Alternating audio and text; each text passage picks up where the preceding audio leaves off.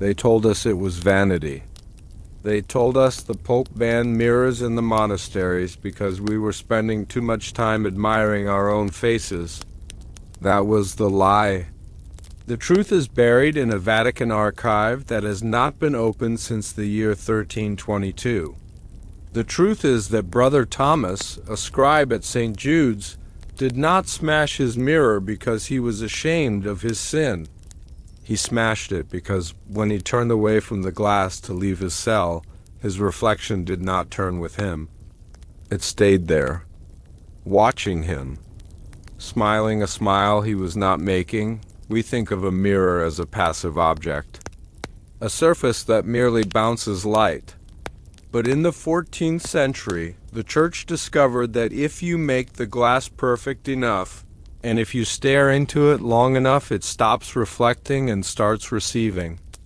Brother Thomas screamed for 3 hours before the abbot sealed his room. When they finally broke the door down, Thomas was gone. But the mirror was still there on the wall, unbroken, and inside the glass, Thomas was still screaming. This is the truth the king buried. Now, let us turn back the pages of the years. The light is dim. The chamber is quiet. The scent of aged parchment and beeswax candles fills the air around you. You are safe here.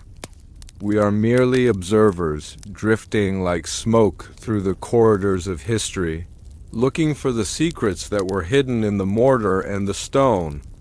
Let your breathing slow down. Let the tension of the modern world dissolve. We are going back to a time when the world was lit by fire, and the shadows held secrets we have long forgotten. We begin our journey in the year 1322, in the damp, stone-walled silence of northern Italy. To understand why a man would fear a piece of glass, we must first understand the world he lived in. It was a world where the line between the physical and the spiritual was not just thin. It was permeable. Science and magic were often the same word, whispered in different rooms. In the early 14th century, the technology of the mirror was undergoing a radical and dangerous evolution. For centuries, humanity had looked at itself in polished bronze or dark obsidian. These were imperfect reflections. They were dim. They were hazy. When you looked into a bronze mirror, you saw a shadow of yourself. You saw a ghost. It required imagination to fill in the details, but in Venice, on the island of Murano, the glassmakers were experimenting with something new. They were applying a backing of tin and mercury to clear glass. They were creating the speculum. This was not just a technological leap. It was a philosophical crisis. For the first time in human history, a person could see themselves exactly as they were. Every pore, every flaw, every flicker of the eye. It was too real. Historians will tell you that the Church condemned these early mirrors due to the sin of superbia or pride. They will cite sermons from the era warning monks and nuns against the seduction of the self-image. But if you dig deeper into the letters sent between the bishops and the Holy See during the winter of 1322, you find a different narrative. You find fear. You see the abbot of St. Jude's monastery, a man named Father Giovanni, wrote a letter to the cardinal in Rome. He did not complain about his monks being vain. He complained that the mirrors were holding the image too long. Imagine the physics of that statement. Light travels instantly. A reflection is instantaneous. If you raise your hand, the hand in the mirror rises at the exact same moment. There is no delay. There is no lag. That is the law of optics. That is the law of reality. But Father Giovanni reported that in the high tower of the monastery, where the new Venetian mirrors had been hung, the reflection had developed a delay, a lag.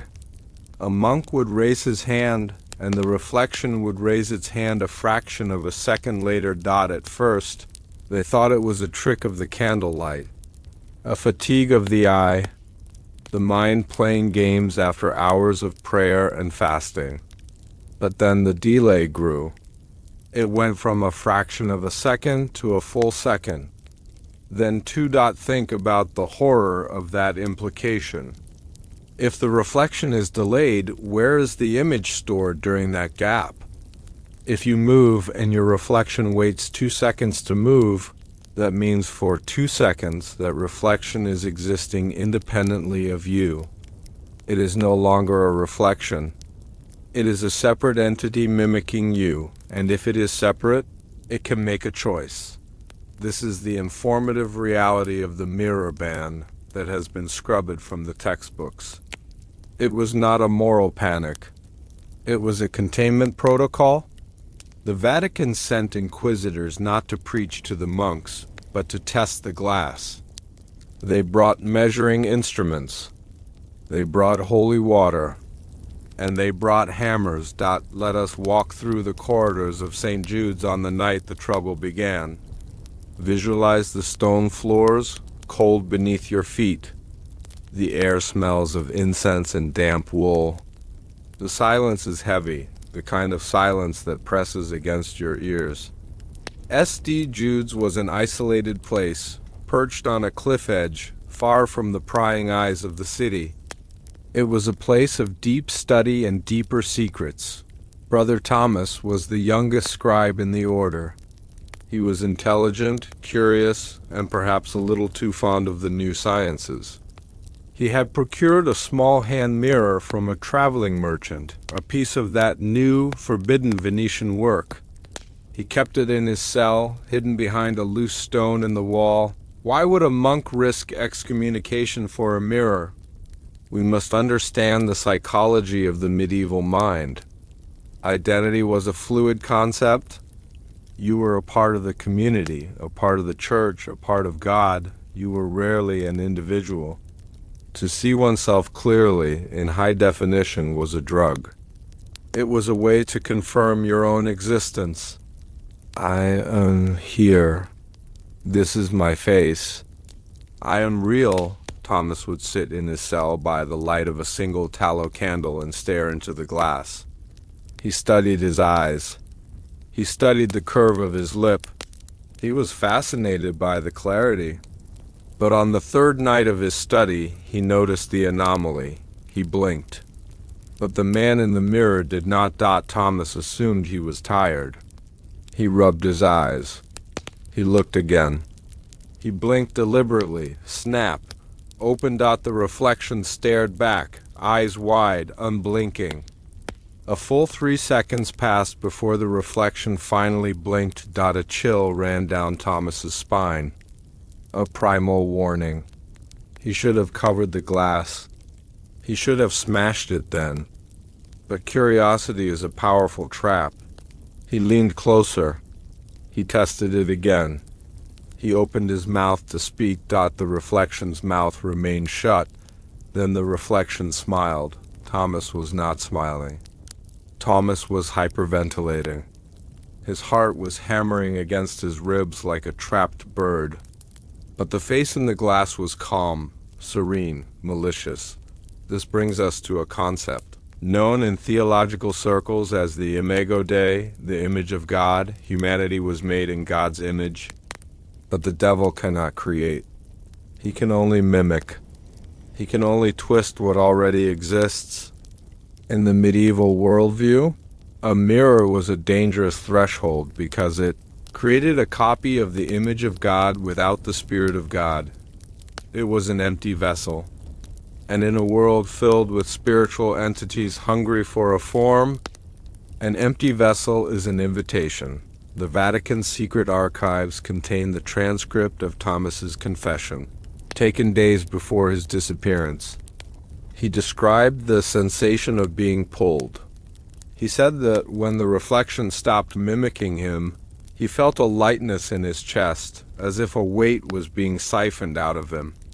He felt his memories becoming fuzzy. He felt his emotional connection to the world severing.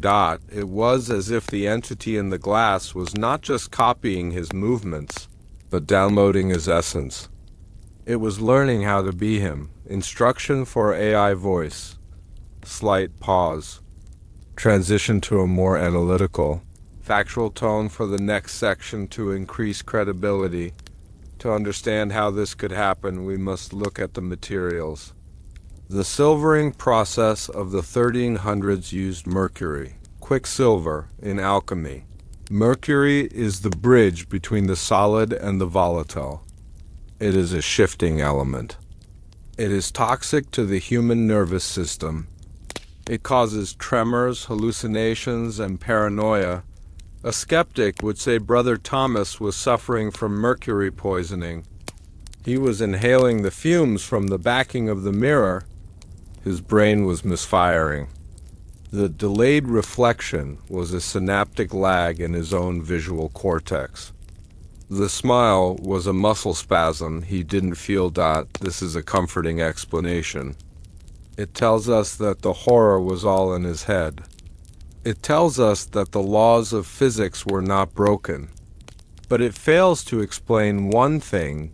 It fails to explain why the other monks saw it too. It fails to explain why.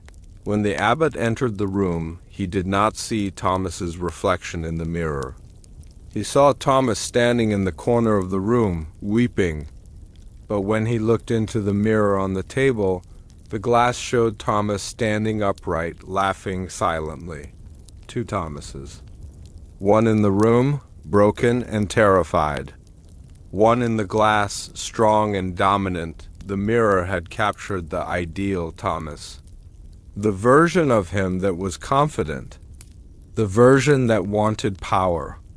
And it had discarded the weak, frightened human shell. This phenomenon aligns with the ancient belief in the doppelganger, or the double-goer. In German folklore, seeing your own double is an omen of death. But in the context of the St. Jude incident, it suggests something more mechanical. It suggests that the mirror acted as an extraction device. We are now deep in the first act of this tragedy. The anomaly was no longer confined to one cell. It began to spread. The mirrors in the hallway. The reflective surface of the chalice in the chapel. Even the still water in the washing basins. The monks began to report that something was moving just behind their shoulders in every reflective surface. They would wash their faces in the morning, and for a split second, the water would show a different room behind them. A room that looked like the monastery, but darker, ruined, as if the reflection was showing the monastery 500 years in the future. After it had collapsed, this brings us to the concept of time bleed. Theoretical physicists today talk about the possibility of wormholes, bridges connecting 2 points in space-time. Is it possible that the specific mixture of heavy metals, combined with the intense psychic focus of the praying monks, created a localized weak point in reality? The Vatican seemed to think so. They did not send a priest to perform an exorcism. They sent a scholar, Cardinal Bellarmino. He was a man of science, a man who had studied the stars and the movement of the planets. He arrived at St. Jude's with a wagon full of equipment that looked more like the tools of a mason than a priest. He ordered every reflective surface to be covered with thick black cloth.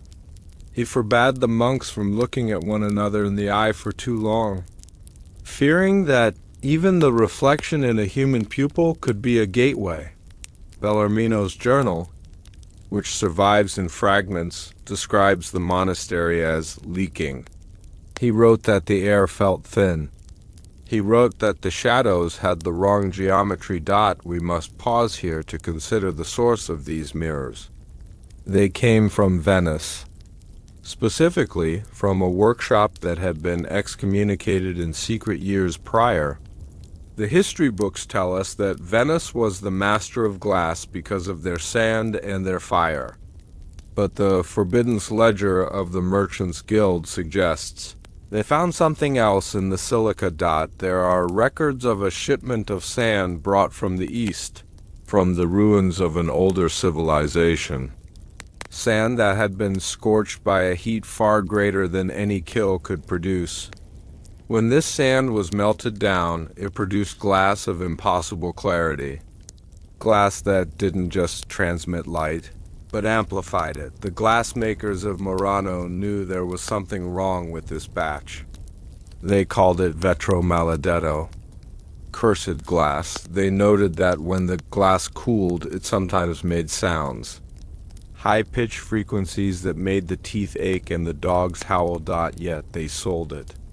Greed is a universal constant. They sold these pains to the wealthiest monasteries and the royal houses. St. Jude's was one of the first buyers. So, Cardinal Bellarmino was not just fighting a spiritual entity, he was fighting a contaminated object. A piece of technology that was functioning exactly as it was designed to, by an architect we do not know. Back in the cell of Brother Thomas, the situation was deteriorating. Thomas was no longer speaking. He sat in the corner, staring at the cloth that covered his mirror. He told the cardinal that the man in the glass was talking to him now. What does he say? Bellarmino asked. He says he wants to switch, Thomas whispered. He says it is cold in there. He says he has been waiting for 1,000 years for someone to look at him long enough to build the bridge. This is a crucial detail. Waiting for 1,000 years. This implies the entity was not created by the mirror. The mirror was merely the door.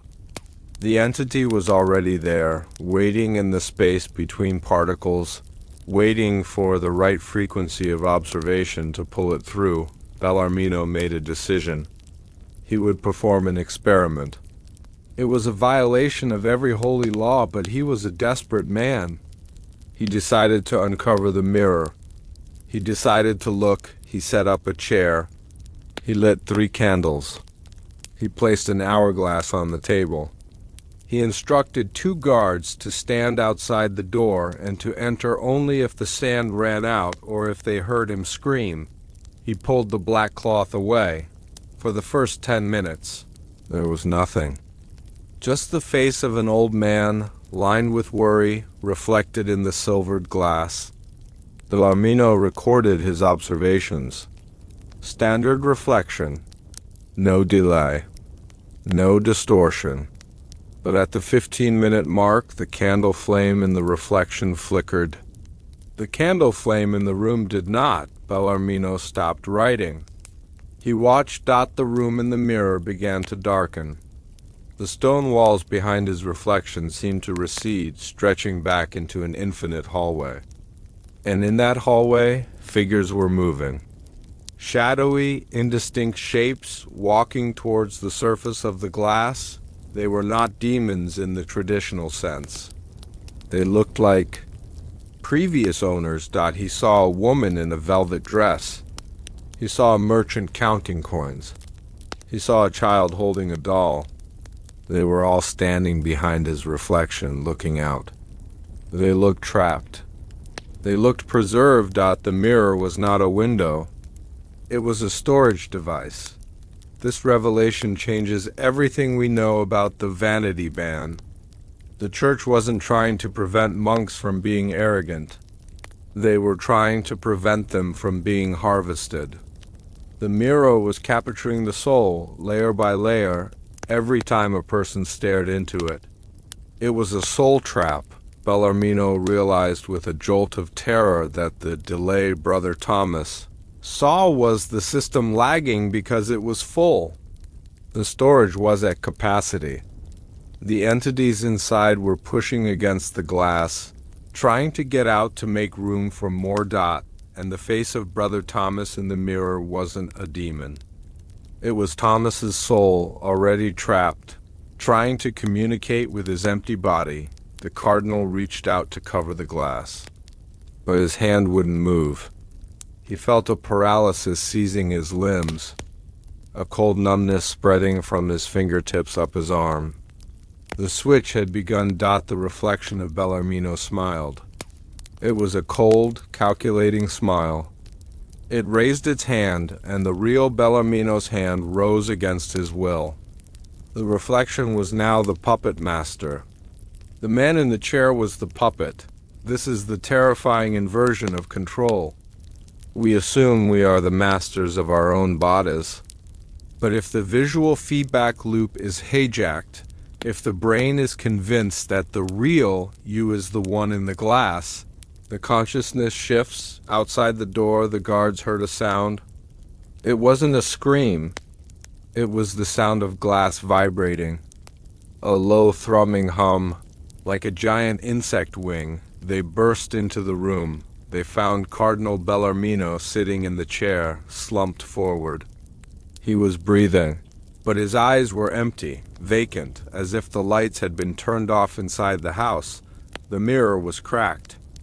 A single, clean fracture running diagonally across the face, and in the shard of the mirror that remained on the table, the guards saw something that made them flee the monastery that very night.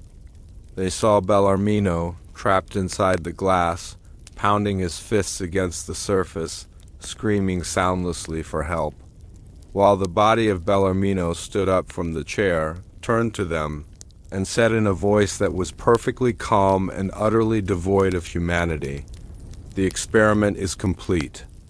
Burn the notes." This incident at St. Jude's is the origin of the superstition that breaking a mirror brings 7 years of bad luck. 7 years was the amount of time it took for the soul to degrade inside the containment field of the glass. It wasn't luck. It was a sentence, but the story does not end with Bellarmino. The mirror was not destroyed. It was taken. The Vatican has a vault known as the Camera degli Specchi, the Chamber of Mirrors.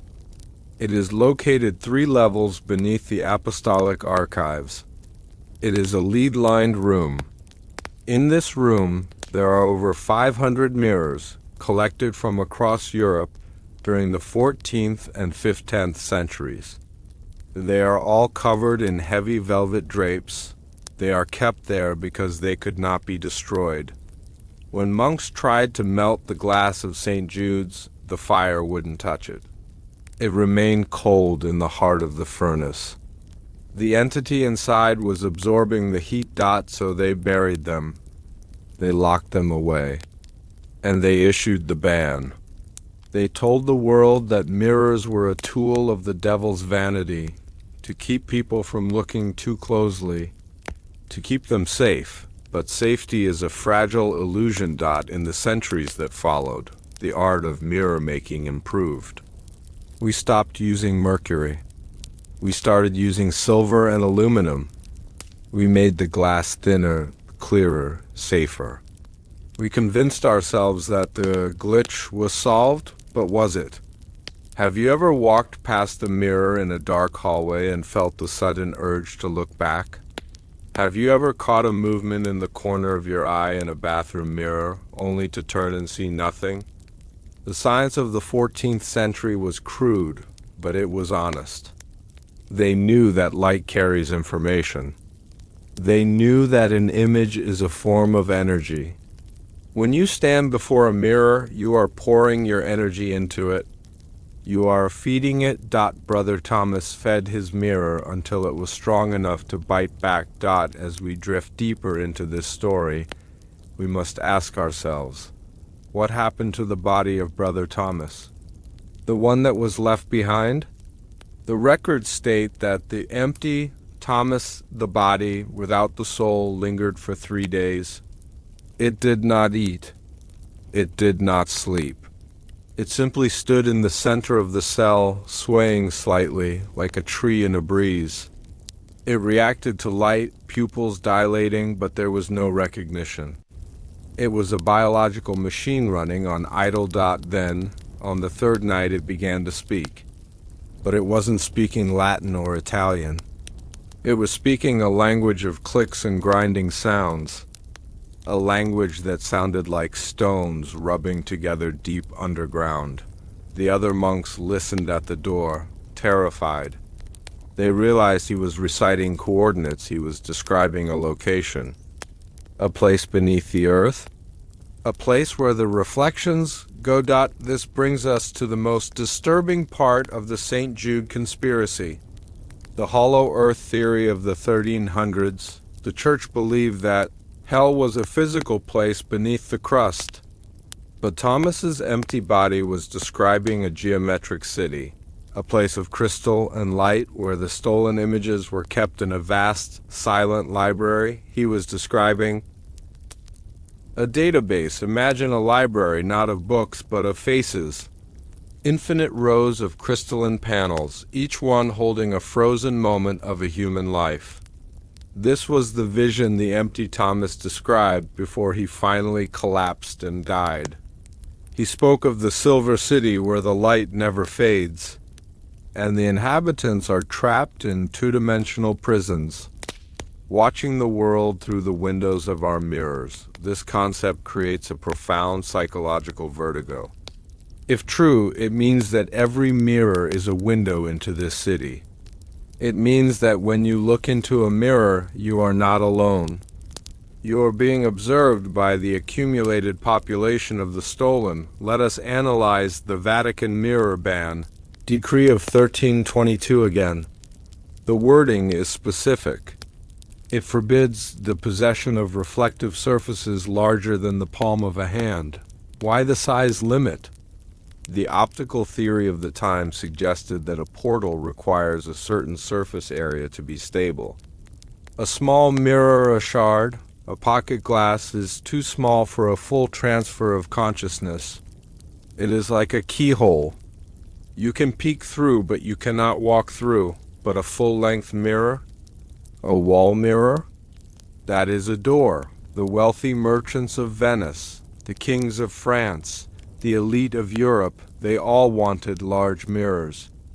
They wanted to see their full splendor. And in doing so, they built the doors wide open. There is a strange statistical anomaly in the mid-14th century, a spike in madness among the aristocracy. Kings who suddenly stopped recognizing their families. Dukes who would spend days staring at the wall, murmuring to unseen companions.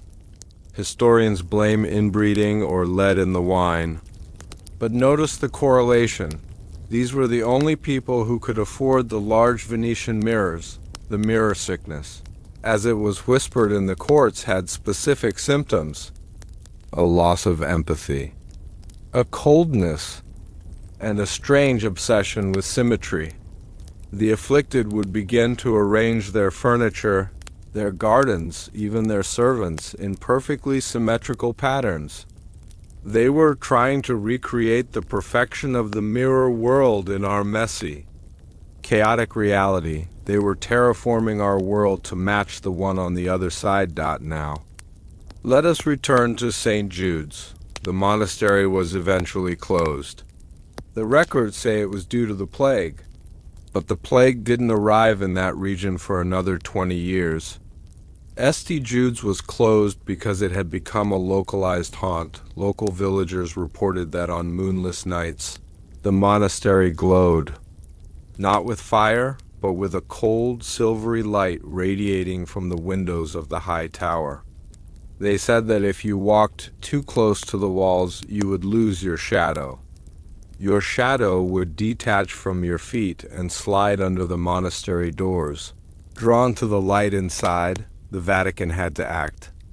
They sent a specialized unit of masons, bound by vows of silence, to brick up the windows and doors.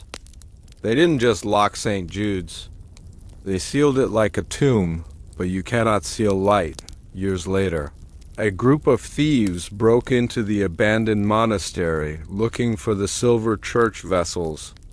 They found the room of covered frames. They found the cloth rotting away from the mirrors. One of the thieves, a man named Pietro, survived to tell the tale. He was found wandering the woods weeks later, blind. He had gouged out his own eyes. When asked why, he whispered, "So I could never be pulled back in." Pietro claimed that the room was full of people. Not thieves, not monks, but people in strange clothes, people from eras he didn't recognize. He saw men in iron suits. He saw women in dresses of light. He saw us. He claimed he saw people looking at him from inside the mirrors, pointing and laughing. He said the mirrors were no longer reflecting the room. They were broadcasting scenes from other places. This suggests the mirror network had expanded. It wasn't just storing local souls anymore. It was connecting to other mirrors in other times. Could it be that the St. Jude mirrors were connected to the mirror in your hallway right now? Could it be that the ghost you see in a haunted house is actually a reflection from 1322 bleeding through the network? The interconnectedness of this theory is what makes it truly viral.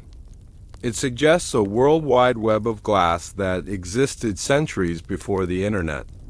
A network of surveillance and soul theft powered by vanity and silver dot. As we lie here in the safety of the present, we like to think we understand the tools we use. We understand glass.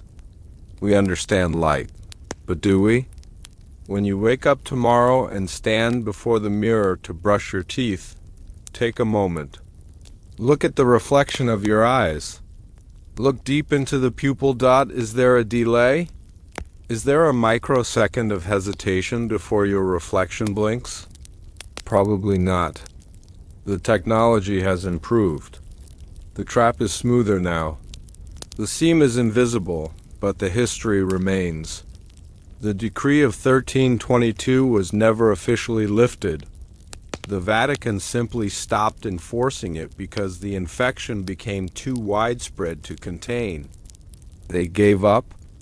They let us have our mirrors. They let us build our glass skyscrapers and our polished screens. They let us surround ourselves with the very thing that Brother Thomas feared most. Perhaps that is why we feel so tired. Perhaps that is why the modern world feels so draining. Maybe it's not the stress. Maybe it's the fact that we are constantly being observed, constantly being sipped away by the millions of reflective surfaces we have built to admire ourselves. Brother Thomas tried to warn us. He smashed his mirror, but he was too late. The reflection had already stepped out. And as the candle burns low in the chamber of history, we leave St. Jude's behind. The doors are bricked up. The secrets are safe in the dark. But the question hangs in the air, drifting like smoke. What happens when the storage is finally full? Rest now, close your eyes. There are no mirrors behind your eyelids. You are safe here in the dark. In the winter of 1326, a sound swept across Europe. It was not the sound of war. It was not the sound of prayer.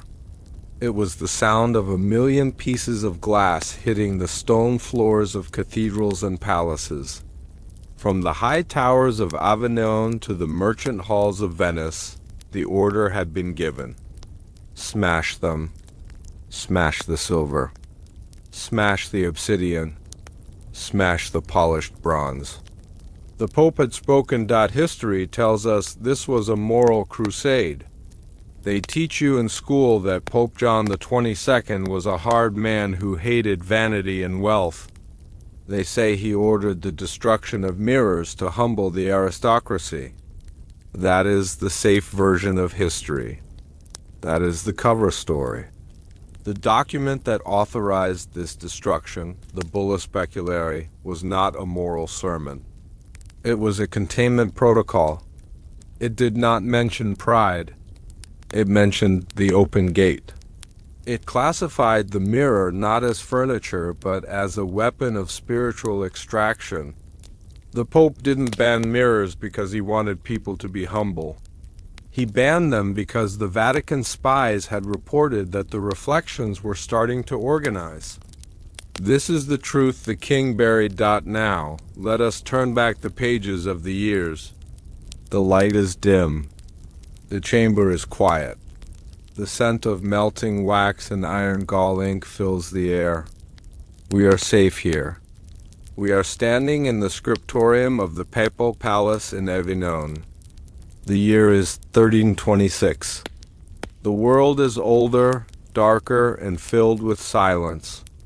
Let your breathing slow down. Let the noise of the modern day fade into the background. We are going to read the ink that was meant to be burned. To understand the decree, we must first understand the man who signed it. Pope John the 22nd was not a simple priest. He was a lawyer. He was a bureaucrat. He was a man of systems and logic. He resided in Avignon, France, during the period known as the Babylonian captivity of the papacy. This was a time when the church was a massive political machine. John was 72 years old when the reports from St. Jude's Monastery reached his desk. He was a man who did not believe in fairy tales. He believed in power. He believed in order. When he read the transcripts of Cardinal Bellarmino, the ones we discussed in the previous chapter, he did not pray. He consulted his architects. The document he drafted in response is a masterpiece of legal obfuscation. It is officially known as Super Ilias Specula. In our history books, this bull is cited as one of the first official condemnations of witchcraft. But if you translate the Latin literally, specula does not just mean watchtower or witchcraft. It is the root word for speculum, mirror. The bull was not fighting witches. It was fighting the glass itself. Let us look at the specific language used in the third paragraph of the decree. The Pope writes, "No man shall possess a surface that holds the image of creation without the consent of the Creator." This is a strange legal distinction. It implies that a reflection is an unauthorized copy of God's work. In the medieval legal mind, this was copyright infringement on a cosmic scale. But the enforcement was the truly terrifying part. The Pope created a new division of the Swiss Guard. They were called the Speculari. The mirror men, their job was not to guard the Pope's body. Their job was to hunt down high-definition surfaces. Imagine the scene in a wealthy merchant's house in Florence. It is midnight. The door bursts open. Men in heavy armor enter. They do not steal the gold. They do not touch the jewels. They walk straight to the bedroom. They find the large Venetian mirror hanging on the wall, the pride of the family. The captain of the Speculari does not look at the mirror. He cannot. The records state that these soldiers wore blindfolds made of thick wool when they entered a room with a mirror. They were trained to fight and move by sound and touch alone. Why? Because the Vatican had determined that eye contact was the vector of infection. If you looked at the mirror while you were smashing it, the entity inside could jump into you at the moment of the glass breaking. The soldier raises a hammer. He strikes blindly. The glass shatters. But here is the detail that keeps historians awake at night. The family members who witnessed these raids often reported that the glass did not sound like glass when it broke. It sounded wet. They reported a sound like tearing meat. And when the shards hit the floor, they didn't just lie there. They quivered. This informs us of the physical nature of the stored energy we spoke of earlier. The mirrors were not just passive observers. They have become biological reservoirs. Let us dive deeper into the economics of this ban. This creates a fascinating layer of realism for us. In 1326, a Venetian mirror cost the equivalent of a modern luxury car. It was an asset. It was wealth. When the Pope ordered them destroyed, he was effectively burning millions of florins of European wealth.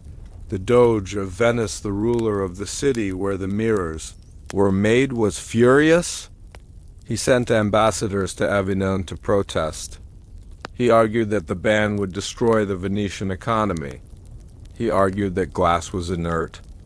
He argued that the Pope was senile, but then something happened to the Doge's son. A letter found in the Venetian State Archives, dated November 1326, describes an incident in the Doge's palace. The son, a young man of 20, was found unconscious in front of a newly imported mirror. When he woke up, he could no longer speak Italian. He spoke a dialect of Aramaic that had not been spoken on earth for 1,000 years. He knew things he could not know. He knew the location of veins of gold in the Alps. He knew the names of the Pope's illegitimate children. He had become a vessel. The Doge dropped his protest. The next day, Venice began burning its own warehouses. This transition from economic greed to existential terror is what validates the conspiracy. Money usually wins. If the merchants stopped selling mirrors, it wasn't because of the Pope. It was because the product had become lethal. We must also examine the exemption clauses in the decree. The Pope did not ban all mirrors.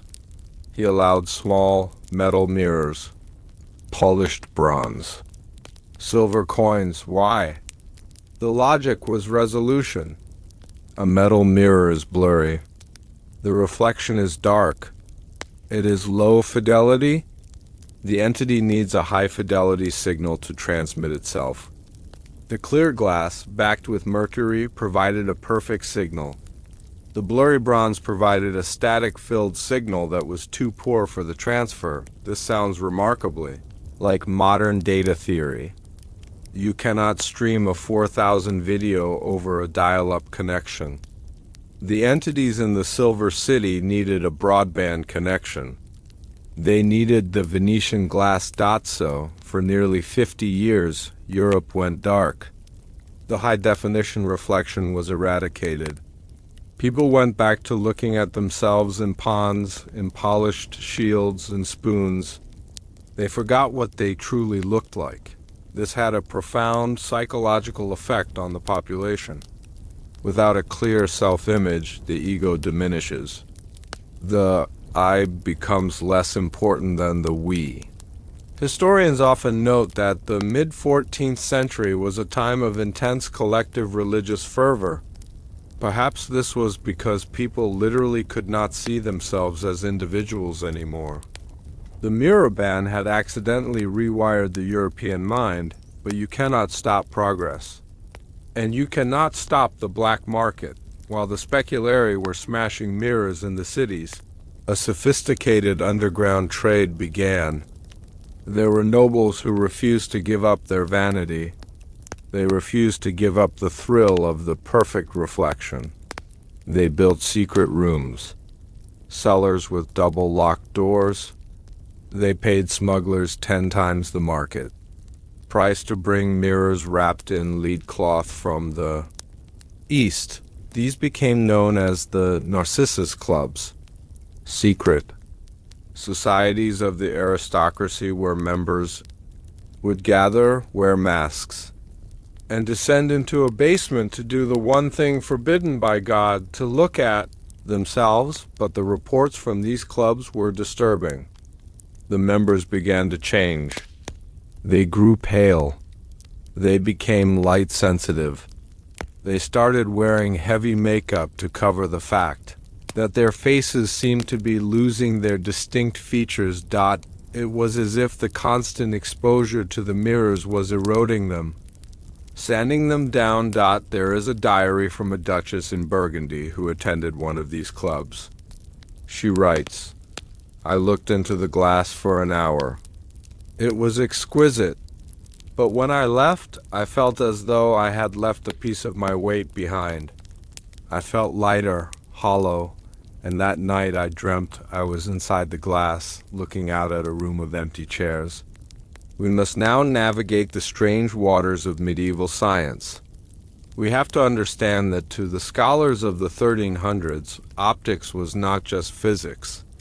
It was theology. Light was the direct emanation of God. To manipulate light was to manipulate the divine. The Vatican employed a group of monks known as natural philosophers to study the shards of the mirrors they had confiscated. They couldn't look into them, but they could study the material. They discovered something impossible about the mercury backing. Mercury is a liquid metal. It should be chaotic. But when they examined the backing of the infected mirrors under a primitive magnifying lens, they found patterns. The mercury atoms had arranged themselves into geometric grids. Perfect hexagons? This is not something Mercury does naturally. This was evidence of an intelligent force organizing the matter at a molecular level. The Pope was terrified. This meant the enemy wasn't just a ghost. It was a physical invasion. The entities were rewriting the laws of matter to build a stable bridge into our world. The decree was expanded. It wasn't enough to smash the mirrors.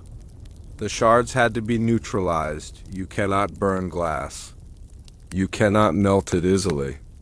So the church came up with a solution that sounds like madness to modern ears. They fed the glass to the earth. They dug deep shafts, hundreds of feet down into the bedrock of remote mountains. They dumped the broken shards of the Venetian mirrors into these shafts, and then they poured molten lead over them. They capped the shafts with stones carved with binding runes. There are maps in the Vatican Library that show the locations of these glass graves. There is one in the Swiss Alps, one in the Pyrenees. One, rumored to be the largest, beneath the catacombs of Paris. If you go to these places today with a Geiger counter or an EMF meter, the readings spike. The energy is still there, trapped under the rock. A million fractured reflections screaming in the dark, but let us return to the human element. The decree created a new kind of criminal. The mirror smuggler. These were men who didn't care about the Pope or the devil. They cared about gold. They developed routes to bring glass from the Ottoman Empire, where the ban was not enforced. One such smuggler was a man named Dante, no relation to the poet. He operated out of a warehouse in Genoa. He was careful. He never looked at his merchandise. He kept the mirrors face down in crates packed with sawdust, but one night a crate fell. A mirror slid out. It landed face up on the floor. Dante was alone in the warehouse. The moon was shining through the high windows. The light hit the mirror. Dante knew the rules. Don't look, but the human eye is a reflex machine. Movement catches attention. And there was movement in the mirror. Dante looked. He didn't see his own reflection. He saw the warehouse. But in the reflection, the warehouse was full of fire. And standing in the middle of the fire was a figure wearing the robes of a cardinal. It was Bellarmino, the cardinal who had been taken at St. Jude's years before. The figure in the mirror beckoned to Dante. It held up a bag of coins. Gold coins. This is where the story shifts from horror to tragedy. Dante didn't run. He walked toward the mirror. He reached down to touch the gold. His hand passed through the glass. The records of the Genoese city guard tell us that Dante was found the next morning. He was dead. There was no mark on his body, but his body was completely dehydrated, desiccated, like a mummy that had been in the sand for 1,000 years, and the mirror next to him was clean, pristine. But if you look closely at the glass, you could see a tiny, faint smudge in the corner. A smudge that looked like a man screaming. The Bellarmino entity had tricked him. It had traded places. Or perhaps it had simply fed. This incident proves that the entities were evolving, At St. Jude's, they were passive, waiting for someone to stare for hours. By the time of Dante, they were active lures. They could project images to bait the prey. They were learning our psychology. They learned that we are greedy. The Pope's decree was failing. The speculary could not be everywhere. The infection was spreading through the underground market. So Pope John took a drastic step. He targeted the source. He threatened to excommunicate the entire city of Venice. He threatened a crusade against the glassmakers. This is a piece of history that is often misinterpreted. The War of the Chiaja is usually described as a trade war between Venice and Genoa, but if you look at the troop movements, the papal mercenaries didn't attack the ports. They attacked the island of Murano. They burned the workshops. They smashed the furnaces.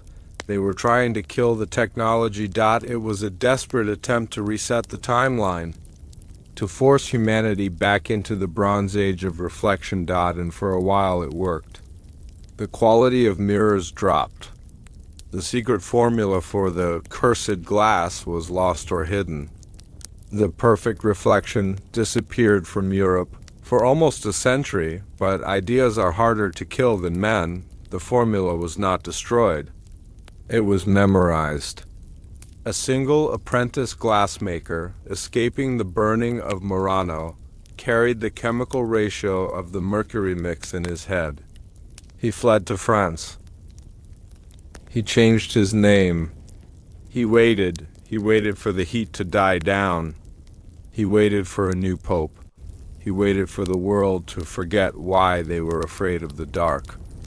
This apprentice is the ancestor of the master, craftsman who would eventually build the Hall of Mirrors at Versailles. The lineage of the glass remained unbroken. The gate was merely closed for renovations. As we consider this history, we must ask ourselves, what is a decree?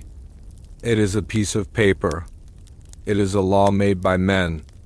But the laws of physics and the laws of the spiritual realm do not care about paper. The Pope tried to ban a fundamental interaction between light and consciousness. He failed because we want to look. We need to look. The psychological drive to see oneself is stronger than the fear of damnation. The irony is that today, we carry black mirrors in our pockets every day. Our phones. When the screen is off, it is a dark reflection. When it is on, it is a portal to a digital world, a world of ghosts, of stored memories, of projected identities. Are we not doing exactly what Brother Thomas did? Staring into a glass surface, feeding it our attention, our time, our energy, while the real world around us fades away. The mirror ban of 1326 was the last time humanity tried to save itself from the screen. And we rejected the salvation. Let us return to the final days of Pope John the 22nd. He died in 1334 on his deathbed. It is said he refused to receive the last rites. He was delirious. He kept pointing to the window, to the glass pane. "Cover it," he whispered. "They are watching." His attendants told him it was just the night sky, just the stars. "No," the Pope said. "The stars are the reflection of the cities below. The sky is a mirror. We are on the wrong side of the glass." This is a chilling thought to take with you into sleep. The idea that perhaps the containment failed not because the mirrors weren't smashed, but because the entire world is the reflection. That the real world is on the other side, and we are the shadows living in the delay. There is a list. A discrete inventory kept by the Vatican Secret Archives under the file code. V Specula 14, it lists the items that the speculary could not destroy, the items that fought back. The first is the Mirror of Avignon. It is a small, handheld mirror with a frame of carved bone. When the captain of the guard tried to smash it, the hammer shattered. The glass remained seamless. They tried to melt it. The bone frame charred, but the glass remained cold. It sits today in a lead box in the basement of the Vatican. It is wrapped in cloth woven with gold thread, which is believed to dampen the signal. Every 10 years, a cardinal is assigned to check the box. They do not open it. They simply weigh a dot if the weight has increased. It means the mirror has fed. The records show that in 1942, during the height of the World War, the box gained 3 ounces. Who did it consume? A cleaning custodian? A curious archivist? Or did it feed on the suffering of the world outside, soaking it up through the lead? The second artifact is the obsidian of saints. This was not a glass mirror, but a piece of polished volcanic glass brought from the New World centuries later, but it reacted to the speculari tests. It showed the same delay. This suggests the phenomenon is not limited to Venetian technology. It is inherent in the act of reflection itself. Why is this informative for you, the listener? Because it grounds the folklore in physical objects. These aren't metaphors. These are items that occupy space in our world. The decree of 1326 technically remains active. It was never formally repealed. No pope ever stood up and said, "It is now safe to own a mirror." We just assumed it was safe because the soldiers stopped coming to our doors. We assumed the war was over. But the enemy just went silent. Consider the layout of your own bedroom. You likely have a mirror. Perhaps a large one on a wardrobe door. Perhaps one over a dresser. When you sleep, does the mirror face you? In feng shui, it is considered bad luck to have a mirror facing the bed. They say it disturbs the soul. They say the soul leaves the body during sleep and can get confused by the reflection. This ancient Eastern wisdom aligns perfectly with the Western papal decree. Both sides of the world, independently, came to the conclusion that a sleeping human and a reflective surface are a dangerous combination. Why? Because when you sleep, your conscious defenses are down. You are not anchoring yourself to this reality. You are drifting. If the mirror is a gate, and the gate is open, and you are untethered, what is to stop the current from pulling you through? The Pope knew this. One of the specific clauses of the Bulla Speculare was a mandatory covering of all reflective surfaces in the sleeping quarters of the clergy. Even today, in the strictest orders of monks, you will not find a mirror in the cell. They wash their faces by feel. They shave by touch. They know that the night is. When the delay gets longer, the history of the mirror ban is a history of a failed quarantine. We are living in the contaminated zone. We have surrounded ourselves with the very vectors of the disease, but as you lie there, eyes closed, you are safe. You have cut the connection. You are not looking. And if you are not looking, they cannot see you. The visual link is broken. The circuit is open, but the story of the glass does not end with the Pope. It moves forward. It moves to the people who bought the shards. It moves to the alchemists who tried to fix the glitch. And it moves to the darkest chapter of all, the monastery where the reflection didn't just watch, but began to build. The official records of the Vatican state that Brother Thomas died of a fever. They lied. You do not seal a room with brick and mortar because a man died of a fever. You do not burn the clothes of the deceased and scatter the ashes in running water because of a fever. The truth is that on the morning of December 12th, 1322, the abbot of St. Jude's broke down the door to Thomas's cell and found a scene that defied the laws of God and nature. Thomas was dead.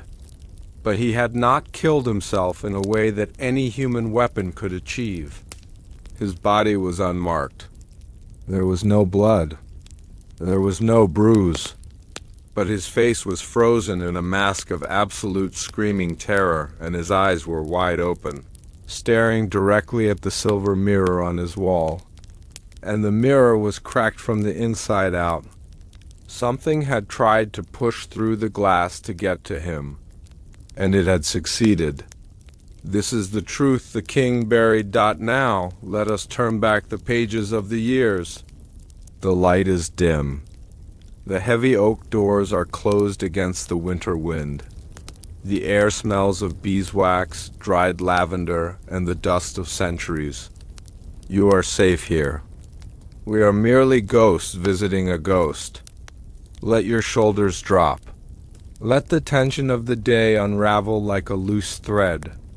We are going to walk the stone corridors of history, where the only sound is the soft scuff of sandals on granite. To understand the horror of the first death, we must first understand the silence of the place where it happened. St. Jude's monastery was not a place of casual conversation. It operated under the strict observance, the rule of St. Benedict. Silence was not just a rule. It was a form of worship. Imagine a life where you do not speak for days at a time. A life where your own voice becomes a stranger to you. In this environment, the mind turns inward. It becomes a pressure cooker of thoughts and prayers. And in the winter of 1322, the pressure was rising. St. Jude's was built on a ridge in the Apennine Mountains. It was a fortress of faith, designed to keep the world out. But wolves are only as strong as the gates. And the gate in this story was small enough to fit in a saddlebag. Brother Thomas was the monastery's illuminator. He was the man who painted the gold leaf onto the pages of the Bibles. He was an artist. In the medieval world, artists were often given a little more leeway than the other brothers. They were allowed to appreciate beauty. They were allowed to understand light. Thomas was 24 years old. He was brilliant. He was sensitive. And he was bored. We often forget that the people of history were just people. They had the same desires for stimulation that we have. Thomas lived in a gray world of stone and wool. He craved color. He craved detail. When the traveling merchant arrived at the monastery gates in November, selling pigments and brushes, Thomas was the one sent to negotiate. The merchant had something else wrapped in velvet. A Venetian mirror. It is important to understand that Thomas had likely never seen a clear reflection of himself in his entire life. He had seen his face in a bucket of water, rippling and distorted. He had seen a dull shadow in polished brass. But he had never seen the high-definition reality of his own existence. He bought the mirror with coins stolen from the alms box. This was the first sin. The first crack in the protective seal of the monastery. He took the mirror back to his cell.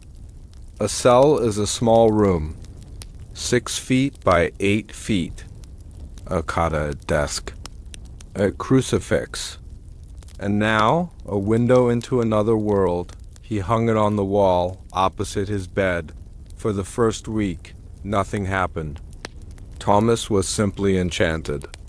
He would spend hours at night by the light of a single tallow candle, watching himself.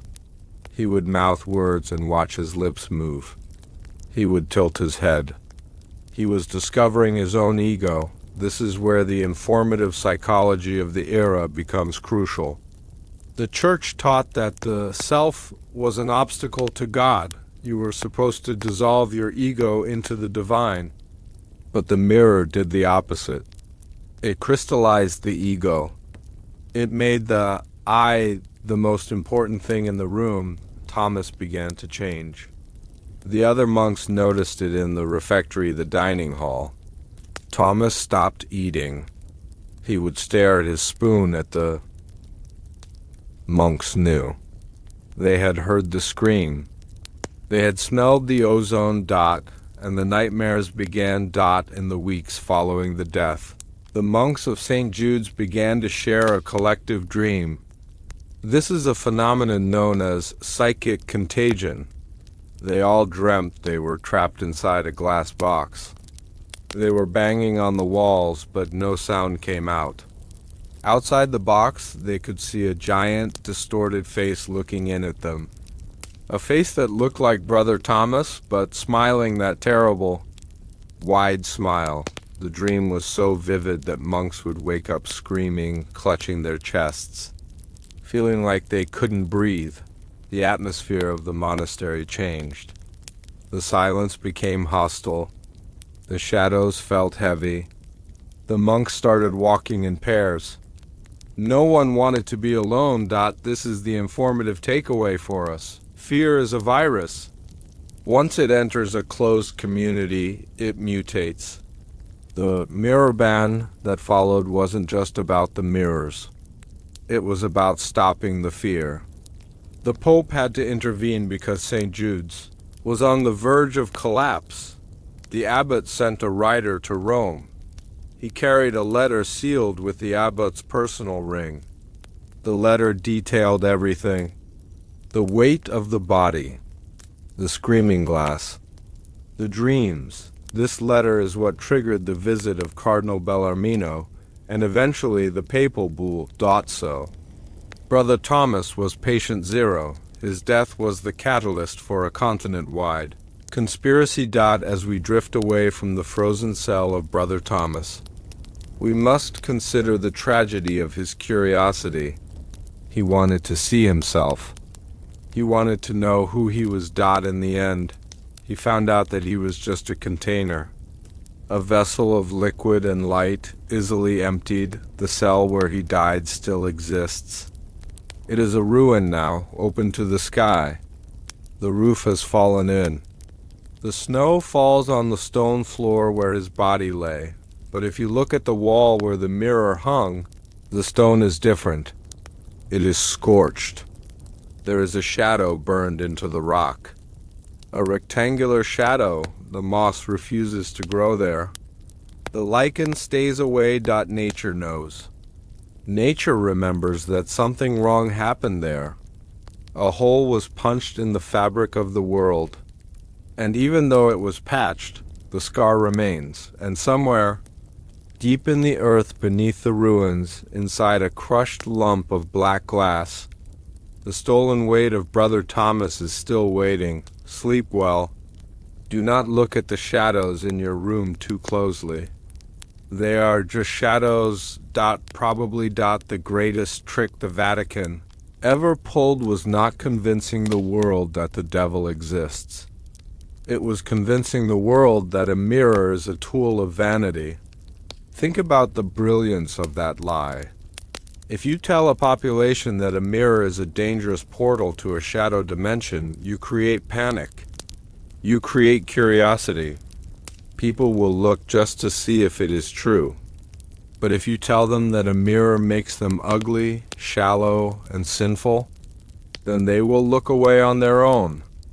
The sin of vanity was not a religious doctrine. It was a cover story. It was a psychological firewall designed to stop you from staring at the glass long enough for the reflection to stare back. Every sermon about pride, every painting of a woman looking in a mirror and seeing a skeleton, it was all propaganda. It was a warning label disguised as a moral lesson. They didn't burn the mirrors to save your soul. They burned them to save your biology. This is the truth the king buried. Now, let us turn back the pages of the years. The light is dim. The air is cool and smells of incense and old velvet. The noise of the city fades away, replaced by the scratching of a quill on parchment. We are safe here. We are observers standing in the shadows of a great cathedral, watching history being rewritten. Let your body sink into the mattress. Let the tension in your jaw release. We are going to deconstruct a lie that has lasted for 700 years. To understand how you control a population, you must understand fear. But more importantly, you must understand shame. Fear makes people run. Shame makes people obey. After the death of Brother Thomas at St. Jude's, the church had a problem. They had a physical threat, the mirrors, that was spreading through Europe. But they couldn't tell the truth. They couldn't admit that their prayers didn't stop the entities in the glass. They couldn't admit that the image of God could be hijacked by a piece of Venetian furniture. If the public knew that mirrors were eating people, the social order would collapse. There would be hysteria. People would be terrified of every puddle, every window, every polished shield. So, the cardinals met in secret. They needed a narrative. They needed a reason to ban the mirrors that felt natural, that felt religious. They chose vanity, vanits. It was perfect. The church had always preached against pride. Now they simply weaponized that sermon. They turned the mirror from a supernatural hazard into a moral hazard. This is a masterclass in crisis management. By framing the issue as a sin, they shifted the responsibility onto the victim. If you looked in the mirror and something bad happened to you, it wasn't because of an interdimensional entity. It was because you were vain. It was your fault. This kept the public quiet. Victims didn't report the strange whispers or the moving reflections because they were ashamed. To report the phenomenon was to admit to the sin. Let us look at the timeline. In 1330, just 4 years after the ban was signed, the Vanitas movement in art began to appear. We have all seen these paintings in museums. They usually feature a beautiful young woman sitting at a dressing table, looking into a mirror. But in the reflection, she doesn't see her own face. She sees a skull, or a rotting corpse, or a demon. Art historians will tell you this is allegory. They will tell you it represents the fleeting nature of beauty. Memento mori. Remember you will die. But in the context of the St. Jude conspiracy, these paintings take on a literal, terrifying meaning. The artists weren't using metaphors. They were painting what people were actually seeing. The skull in the mirror wasn't a symbol of death. It was the face of the entity. The rotting corpse was the reflection of the viewer. As they would look after their life force had been drained, the church commissioned these paintings. They paid the greatest artists of the Renaissance to flood the culture with these images.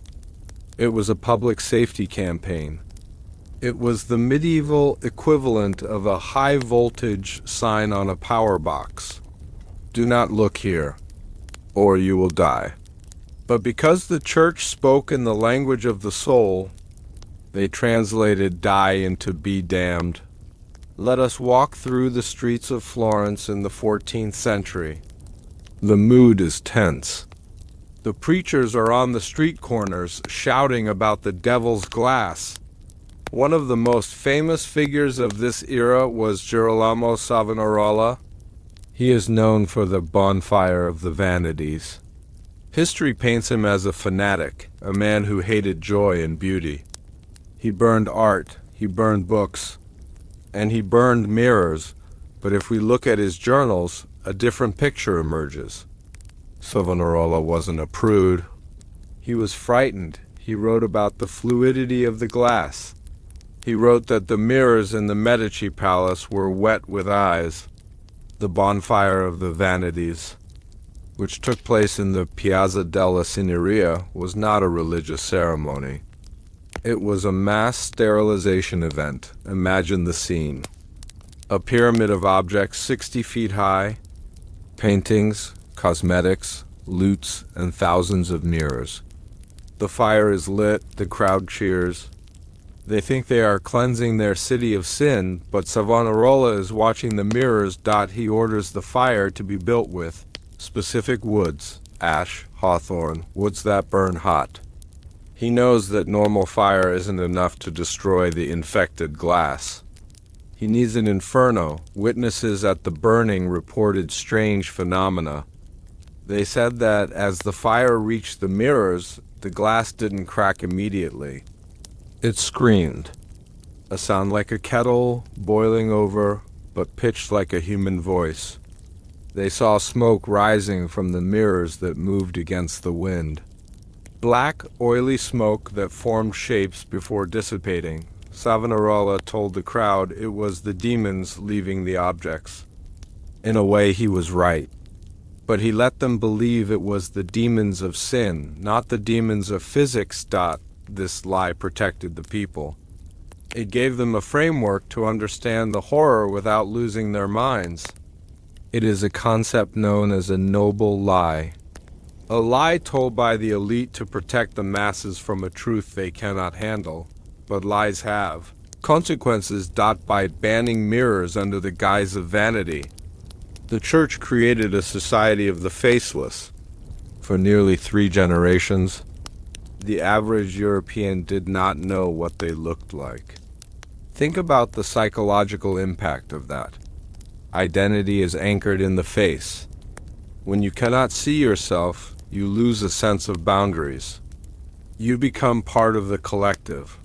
This informative historical fact explains why the art of the period often shows faces that look generic, identical. The artists themselves had forgotten how to study the individual. Because the tool of study, the mirror, was forbidden, the vanity lie also changed the way people dressed, the way they groomed. Hygiene declined. Why wash your face if you can't see the dirt? Why comb your hair if you can't see the tangle? Europe became darker, dirtier, more anonymous. And in the shadows of this anonymous world, the entities in the surviving mirrors grew hungry. The vanity campaign worked on the poor. The poor are used to obeying the Church. They smashed their small metal mirrors and moved on. But the rich are different. The lie didn't work on the aristocracy. They didn't care about vanity. They were proud of their vanity. They saw the ban as a challenge. This led to the creation of the black mirrors. If the Church said that clear, silver glass was sinful, the alchemists tried to find a loophole.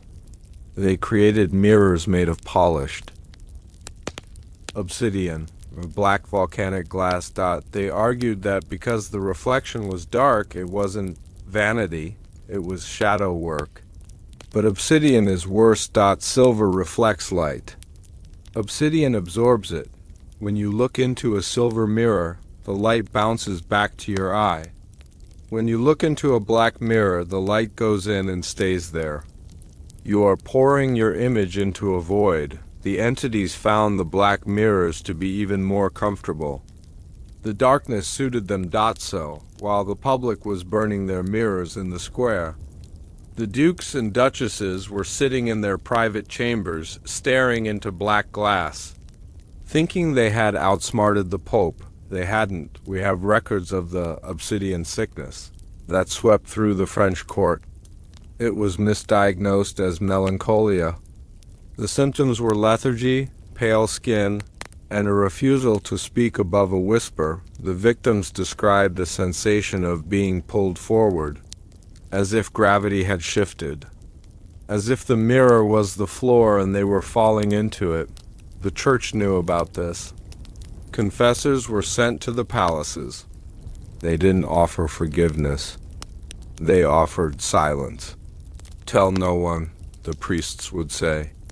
Smash the glass and pray. But the lie of vanity had taken such deep root that even the priests began to believe it. They forgot the original reason. They forgot about St. Jude's. By the year 1400, the mirror ban was just a dogma, a rule without a reason. This is the danger of a cover-up. Eventually, the people who know the truth die, and all that is left is the lie. And when you forget why a fence was built, you are eventually tempted to tear it down. Let us deepen our understanding of the enforcement mechanism. How do you police a private object like a mirror? You use the confessional. The genius of the Catholic system was that every person in Europe had to report their secrets to a priest once a week. The vanity lie added a new question to the confessional script. My child, have you gazed upon your own image this week? If the answer was yes, the priest was instructed to assign a heavy penance, fasting, lashes, but they were also instructed to ask a follow-up question, a question that was not in the standard prayer books. And when you gazed, my child, did the image remain still? Think about that. To the peasant, it sounded like a metaphorical question. Did your vanity waver? But to the trained priest, it was a diagnostic test. If the peasant said, "No, Father, the image seemed to tremble," or "the eyes looked strange," the priest knew. The infection was present. The priest would then visit the home. He would claim he was there to bless the house, but he would find the mirror and destroy it. This was a decentralized containment grid, a human firewall, but there was a flaw in the system. The priests themselves were human. And humans are curious. There are letters in the Vatican, archives from priests who confiscated mirrors but did not destroy them. They kept them. They wanted to see the trembling for themselves. This is how the infection jumped from the laity to the clergy.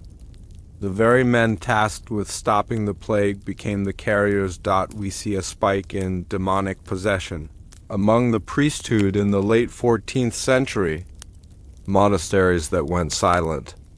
Abbots who went mad. The vanity lie was crumbling from the inside. Let us transition now to the Renaissance. The rebirth. We are taught that the Renaissance was a time of enlightenment, of art, of science. But in the context of our story, the Renaissance was the moment the mirror lobby won. The glassmakers of Venice had been lobbying for decades. They had improved their technology. They claimed their new mirrors were pure. They claimed they had removed the lead and the impurities that caused the distortions. They lied too. They hadn't removed the impurities. They had stabilized them. They had found a way to make the reflection sharper, brighter, more seductive. The church, weakened by the Great Schism and in need of money, began to relax the ban. They started selling indulgences for mirrors. This is a cynical turning point. You could own a mirror, the church said. If you paid a tax to God, the tax was supposed to cleanse the object of its vanity. It was a protection racket, but the wealthy paid it gladly. The mirrors returned to the walls, larger, clearer, more expensive, and the vanitas. Paintings changed. Look at the art of the High Renaissance. The skeletons disappear from the mirrors. Instead, we see women looking in mirrors and seeing nothing, or seeing a landscape, or seeing a lover. The warning label was removed. Why? Did the entities go away? Or did they change tactics? Theory suggests that the entities realized that fear was bad for business. If they scared the viewer looked away. If they broke the glass, the portal closed. So they evolved. They stopped screaming. They stopped showing skeletons. They started showing beauty. They started making the viewer look better than they actually were. Think about the modern experience of a mirror. Sometimes you look in the mirror and you feel ugly. But sometimes, in the right light, you look magnetic. You can't stop staring. You admire your own eyes. You get lost in your own narcissism. What if that isn't you? What if the entity is applying a filter? A glamour? What if it is feeding you a heightened image of yourself to keep you engaged? To keep you locked in eye contact? The vanity lie eventually became the truth. We did become vain, but we became vain because the mirrors trained us to be. They groomed us. They turned us into a species of narcissist because a narcissist is the perfect food source. A narcissist will stare into the glass for hours. A narcissist will never cover the mirror. The church's cover story became a self-fulfilling prophecy. Let us return to the historical record one last time. In 1564, a man named John Dee, the court astrologer to Queen Elizabeth I, acquired a mirror. It was a black obsidian mirror. An Aztec artifact brought from the New World. John Dee did not believe in the vanity lie. He was an occultist. He knew what mirrors were. He called them show stones. He spent years scrying into that black glass. He claimed he was talking to angels. He wrote down their language. The Enochian language. But modern linguists who analyze Enochian say it sounds like a machine code. It has a mathematical structure that doesn't fit human speech patterns. These diaries are terrifying. He describes the angels instructing him to build complex geometric structures, to influence the Queen's politics, to open doors. Dee was not talking to angels. He was talking to the same thing that Brother Thomas saw, the thing that had survived the Vatican ban, the thing that had crossed the ocean. And through John Dee, the entity influenced the British Empire. This suggests that the vanity lie didn't just fail. It allowed the infection to reach the highest levels of power. By dismissing mirrors as toys for the vain, the church allowed them to be ignored by the serious men who ran the world. And while the serious men ignored them, the advisors, the magicians, and the queens were gazing into the depths, receiving instructions. As we close this chapter on the great lie, we must look at our own world. We live in the age of the screen, the ultimate black mirror. When you turn off your phone, you see your reflection in the dark glass. We are told that social media makes us vain. We are told that selfies are a sign of narcissism. We are told the same lie that the Pope told the peasants in 1326. It's just vanity. It's just a character flaw. But notice how hard it is to look away. Notice how the time slips. You mean to look for a minute and an hour passes. That is not vanity. That is hypnosis. That is the delay. The entity has migrated. It has moved from the silver glass on the wall to the black glass in your hand. And it has convinced you that you are the one in control. The Vatican burned the mirrors to save us. But we dug them out of the ash. We polished them. And we put them in our pockets. Now, tonight, when you go to the bathroom to brush your teeth, you will look in the mirror. You will see your face. You will check your skin. You will check your hair. You will think, I look tired. That is a normal thought, but ask yourself, is the reflection looking at you with the same thought? Or is it looking at you with hunger? Is it waiting for you to lean closer? The vanity lie was a shield, and we threw it away. Rest now. The history is heavy, but it is in the past. Or so we hope. Close your eyes. In the dark, there are no reflections. In the dark, you are whole. You are contained. Let the silence fill the room, but if you hear a whisper, do not look to see where it came from, especially if it came from the glass. Have you ever wondered why we use silver to make mirrors? We tell ourselves it is because silver is shiny.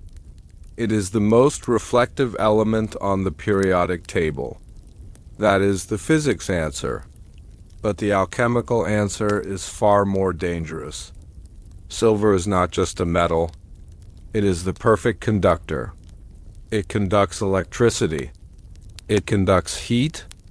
And, as the Vatican discovered in the 14th century, it conducts consciousness. When you stand in front of a silver-backed mirror, you are not looking at a wall. You are closing a circuit. You are connecting your bioelectric field directly to a superconductive. surface that wants to pull that electricity out of you.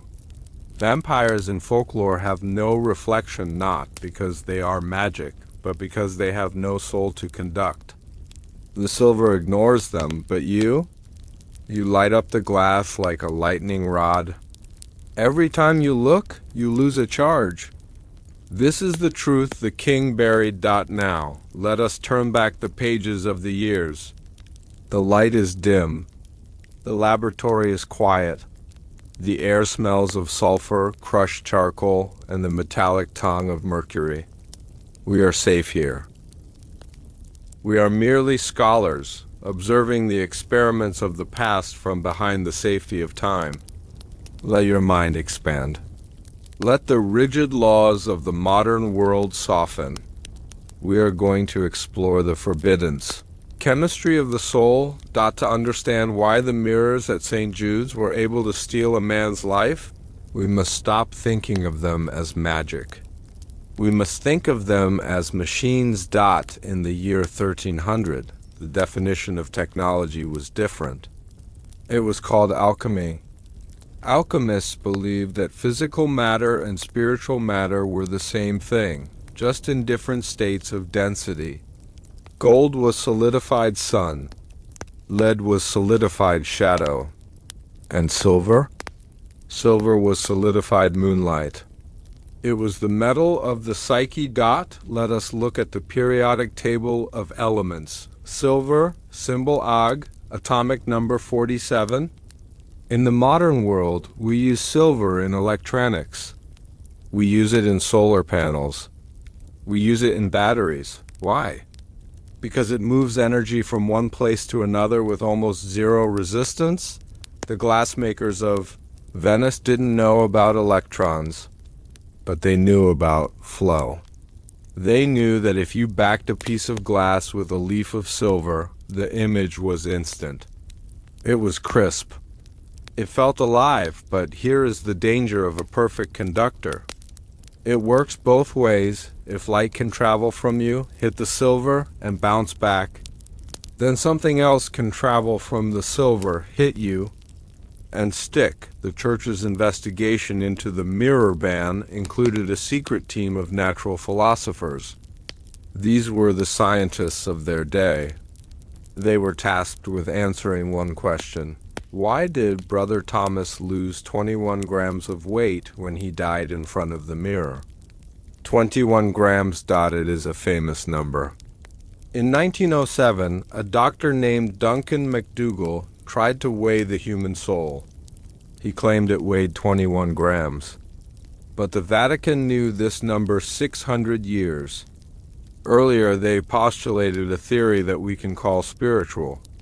Osmosis. Osmosis is the movement of a fluid through a membrane from an area of high concentration to an area of low concentration.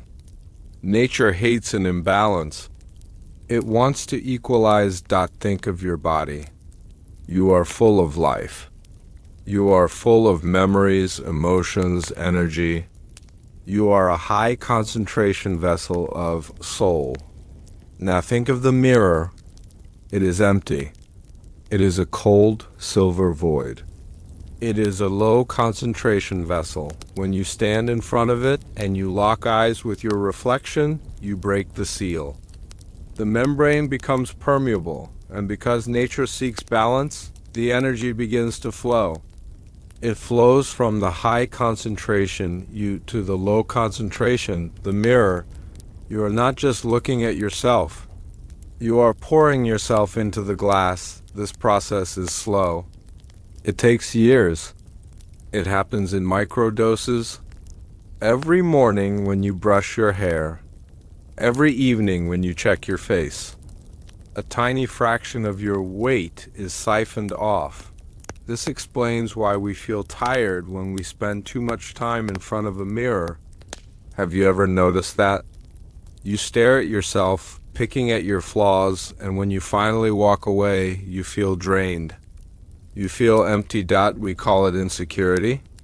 The alchemists called it harvesting. But the mirrors at St. Jude's were different. They didn't sip. They gulped. The reason lies in the mercury. To get the silver to stick to the glass, the Venetians used a mixture called an amalgam. Tin and mercury. Mercury is the only metal that is liquid at room temperature. It is restless. It is toxic. In alchemy, mercury is the agent of transformation.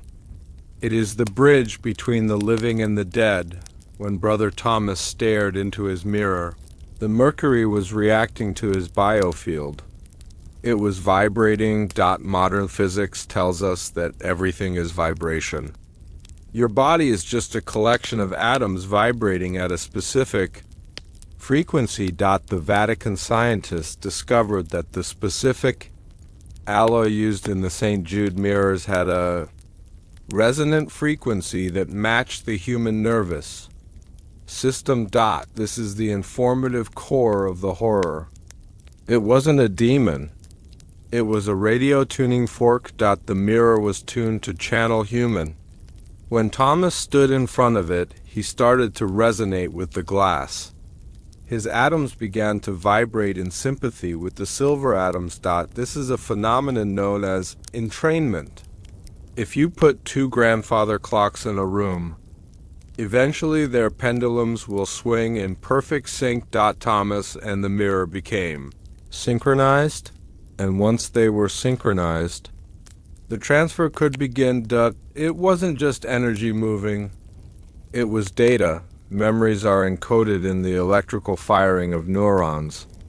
If you connect a conductor, the silver, to the source of brain and you establish a resonant link, the conductor can download the firing patterns. The entity in the mirror wasn't a monster from hell.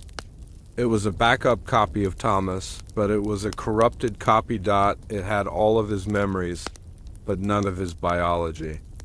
It had his ambition, but no body to act on it. It had his fears, but no adrenal glands to process them. It was pure, distilled consciousness trapped in a two-dimensional lattice of metal. And consciousness, when trapped, goes insane. This leads us to the terrifying concept of the silver city we mentioned earlier. If every silver mirror acts as a storage drive, then where does the data go? Does it stay in the individual mirror? Or is there a network? Silver is found in the earth in veins, long, twisting rivers of metal running through the rock. What if the silver on the back of your mirror is still energetically connected to the vein it was mined from? What if all silver is one giant, connected nervous system buried in the crust of the planet? Then, when the mirror steals a piece of your soul, it doesn't just sit on your wall. It travels down the energetic line. It goes back to the source. It goes to the mother lode.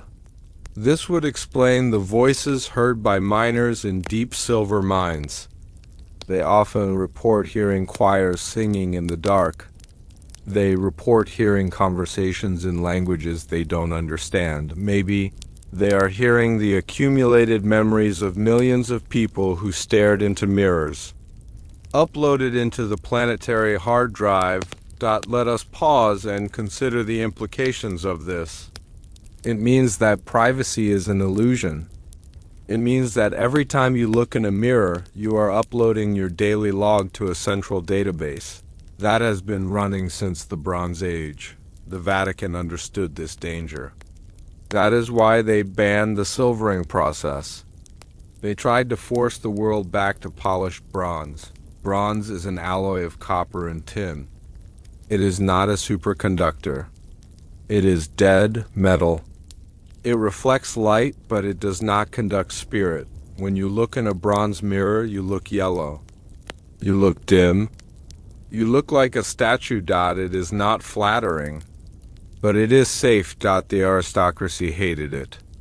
They wanted the silver glow. They wanted the high definition. They didn't care about the cost to their souls. They only cared about the image. This is a perfect parallel to our modern addiction to high-resolution screens. We crave the pixels. We crave the clarity. We don't care that the screen is eating our attention span. our dopamine, our very ability to think. We are trading our internal life for an external image, but let us go deeper into the chemistry. What happens to the human body when the soul is removed? We have the autopsy of Brother Thomas, desiccation, loss of weight, but there were survivors.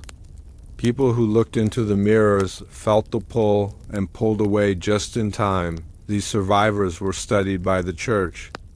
They showed a specific set of symptoms known as the argentum malady. The silver sickness, the first symptom was a loss of emotional color. They could still think. They could still talk, but they couldn't feel. They described the world as looking flat, like a painting. They had lost the spark that makes reality feel real. The second symptom was a craving for metal. They would hold coins in their hands for hours. They would sleep with silver spoons under their pillows. It was as if their bodies were trying to reabsorb the conductive material they had lost, and the third symptom was the most disturbing. They stopped casting shadows. This is often dismissed as folklore, but in the reports from the Inquisition, it is written as a factual observation. The subject walks in the sun, but the ground beneath him remains bright.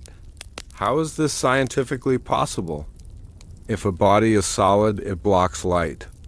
That is optics. Unless the body has become partially transparent to certain wavelengths of light. If the soul or the biofield interacts with photons, which modern quantum physics suggests it might, then removing the soul changes how light interacts with the body without the inner density of the spirit.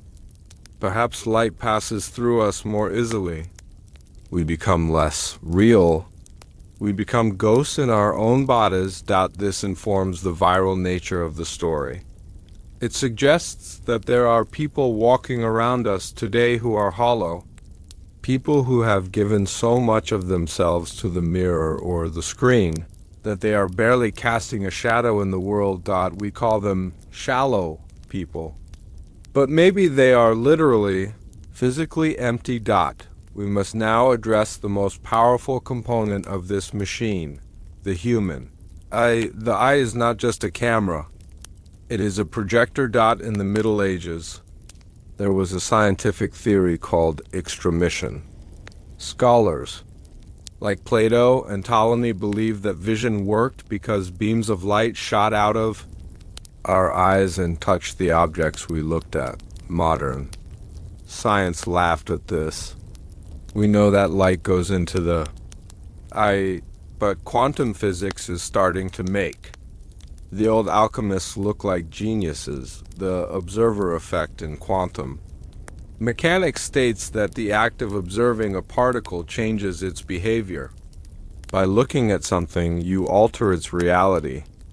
You collapse the wave function. When you stare into a mirror, you are engaging in a high-intensity feedback loop of observation. You look at the reflection.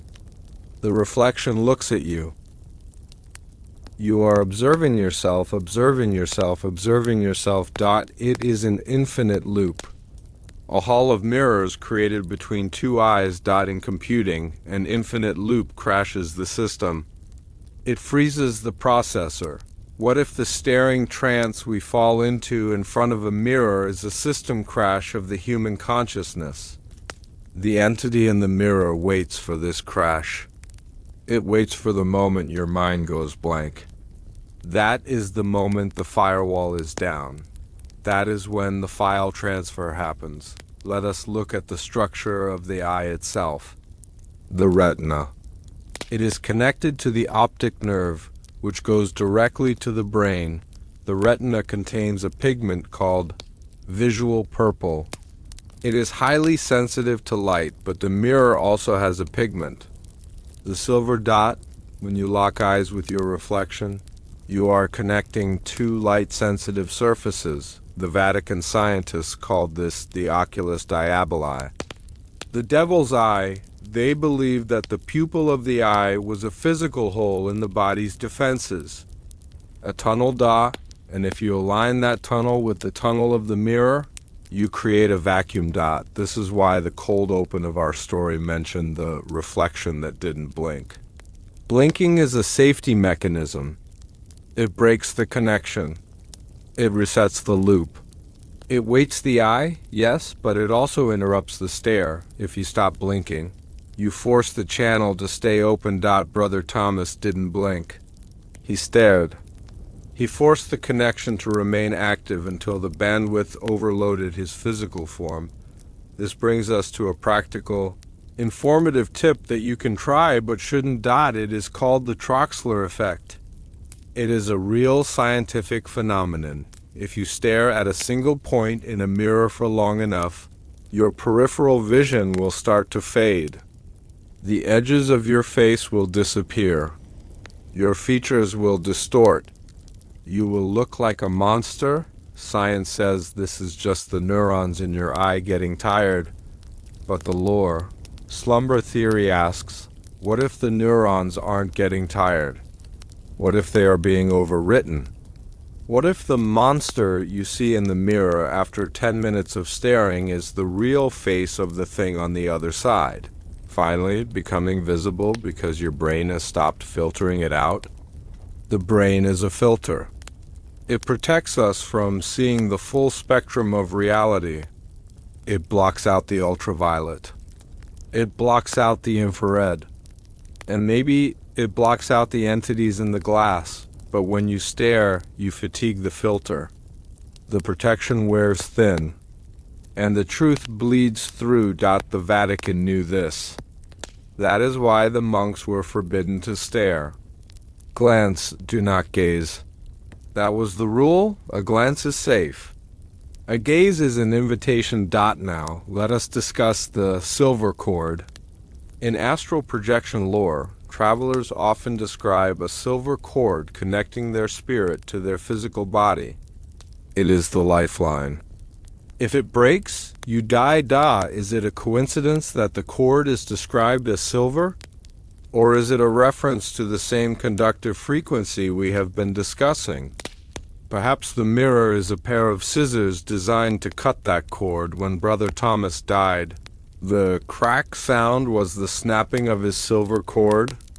The tension became too great. The mirror pulled one way, his body pulled the other, and the spirit snapped. The majority of it went into the glass. The residue stayed in the body. This explains why his corpse remained animate for 3 days. It had residual charge, like a battery that has been disconnected but still holds a spark. It wandered the cell. It mumbled coordinates. It was running on the fading echoes of a soul, the coordinates. He mumbled are a fascinating detail. He wasn't speaking random numbers. He was reciting star charts. Silver is associated with the moon. The moon controls the tides. It pulls the water. The human body is 70% water. The mirror, acting as a moon metal, was exerting a tidal force on the water in Thomas's body. This is why he dehydrated. It wasn't heat. It was gravity. The mirror created a localized gravitational field that pulled the water out of his cells, through the pores and into the air, where it was vaporized by the energy discharge. This is extreme physics. This is the kind of science that we are only just beginning to understand today with zero-point energy and dark matter. But the alchemists of the 1300s stumbled upon it by accident. They were trying to make a pretty object, and they built a black hole. We must also consider the frame of the mirror. Look at the mirrors in your house.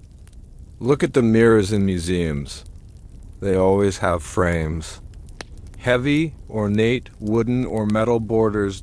We think this is for decoration, but in the context of containment, a frame is a barrier. It is a boundary. It defines the edge of the portal. The mirrors at St. Jude's were unframed sheets of glass set into the stone wall. There was no boundary. No, insulator around the conductor. This allowed the field to bleed out into the room. It allowed the cold spot to fill the entire cell. When you buy a mirror today, it usually has a plastic or wooden frame. Plastic and wood are insulators. They do not conduct electricity. They keep the field contained. We have unknowingly made our mirrors safer by making them cheaper. But the antique mirrors, the ones with the silver frames, or the ones with the gold leaf? Gold is also a conductor. Those are the dangerous ones.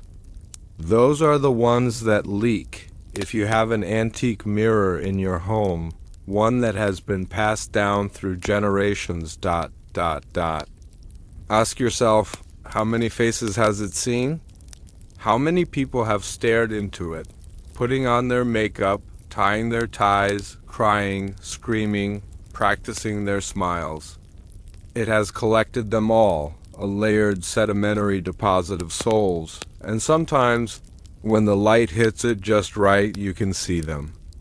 A flicker in the background, a shadow that doesn't match the room. That is not a ghost haunting your house.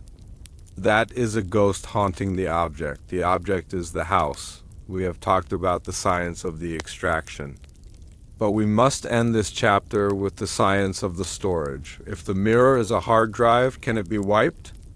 Can you erase the souls trapped inside? The Vatican tried. They tried fire.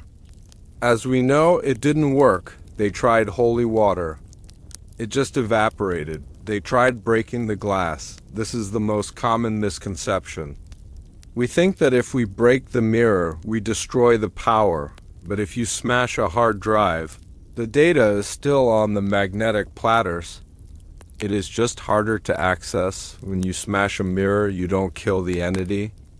You fragment it. Instead of one big window, you now have 1,000 tiny eyes, and the entity is now fractured, schizophrenic, angry.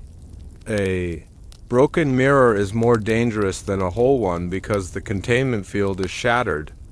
The energy leaks out of every jagged edge. This is why the 7 years bad luck superstition is so specific. It takes 7 years for the leaked energy to dissipate into the atmosphere. For 7 years, you are living in a cloud of radioactive spiritual static. So, if you cannot burn it and you cannot break it, what do? You cover it, you block the lens, you stop the observation loop. That is why St. Jude's was sealed. That is why we bury the dead. That is why we close our eyes when we sleep. To break the line of sight. To stop the upload. As you drift towards sleep. Think about the silver in your room, the phone next to your bed, the mirror on the wall. They are quiet now. They are cold, but they are listening. They are waiting for the photon. They are waiting for the glance. The science is simple.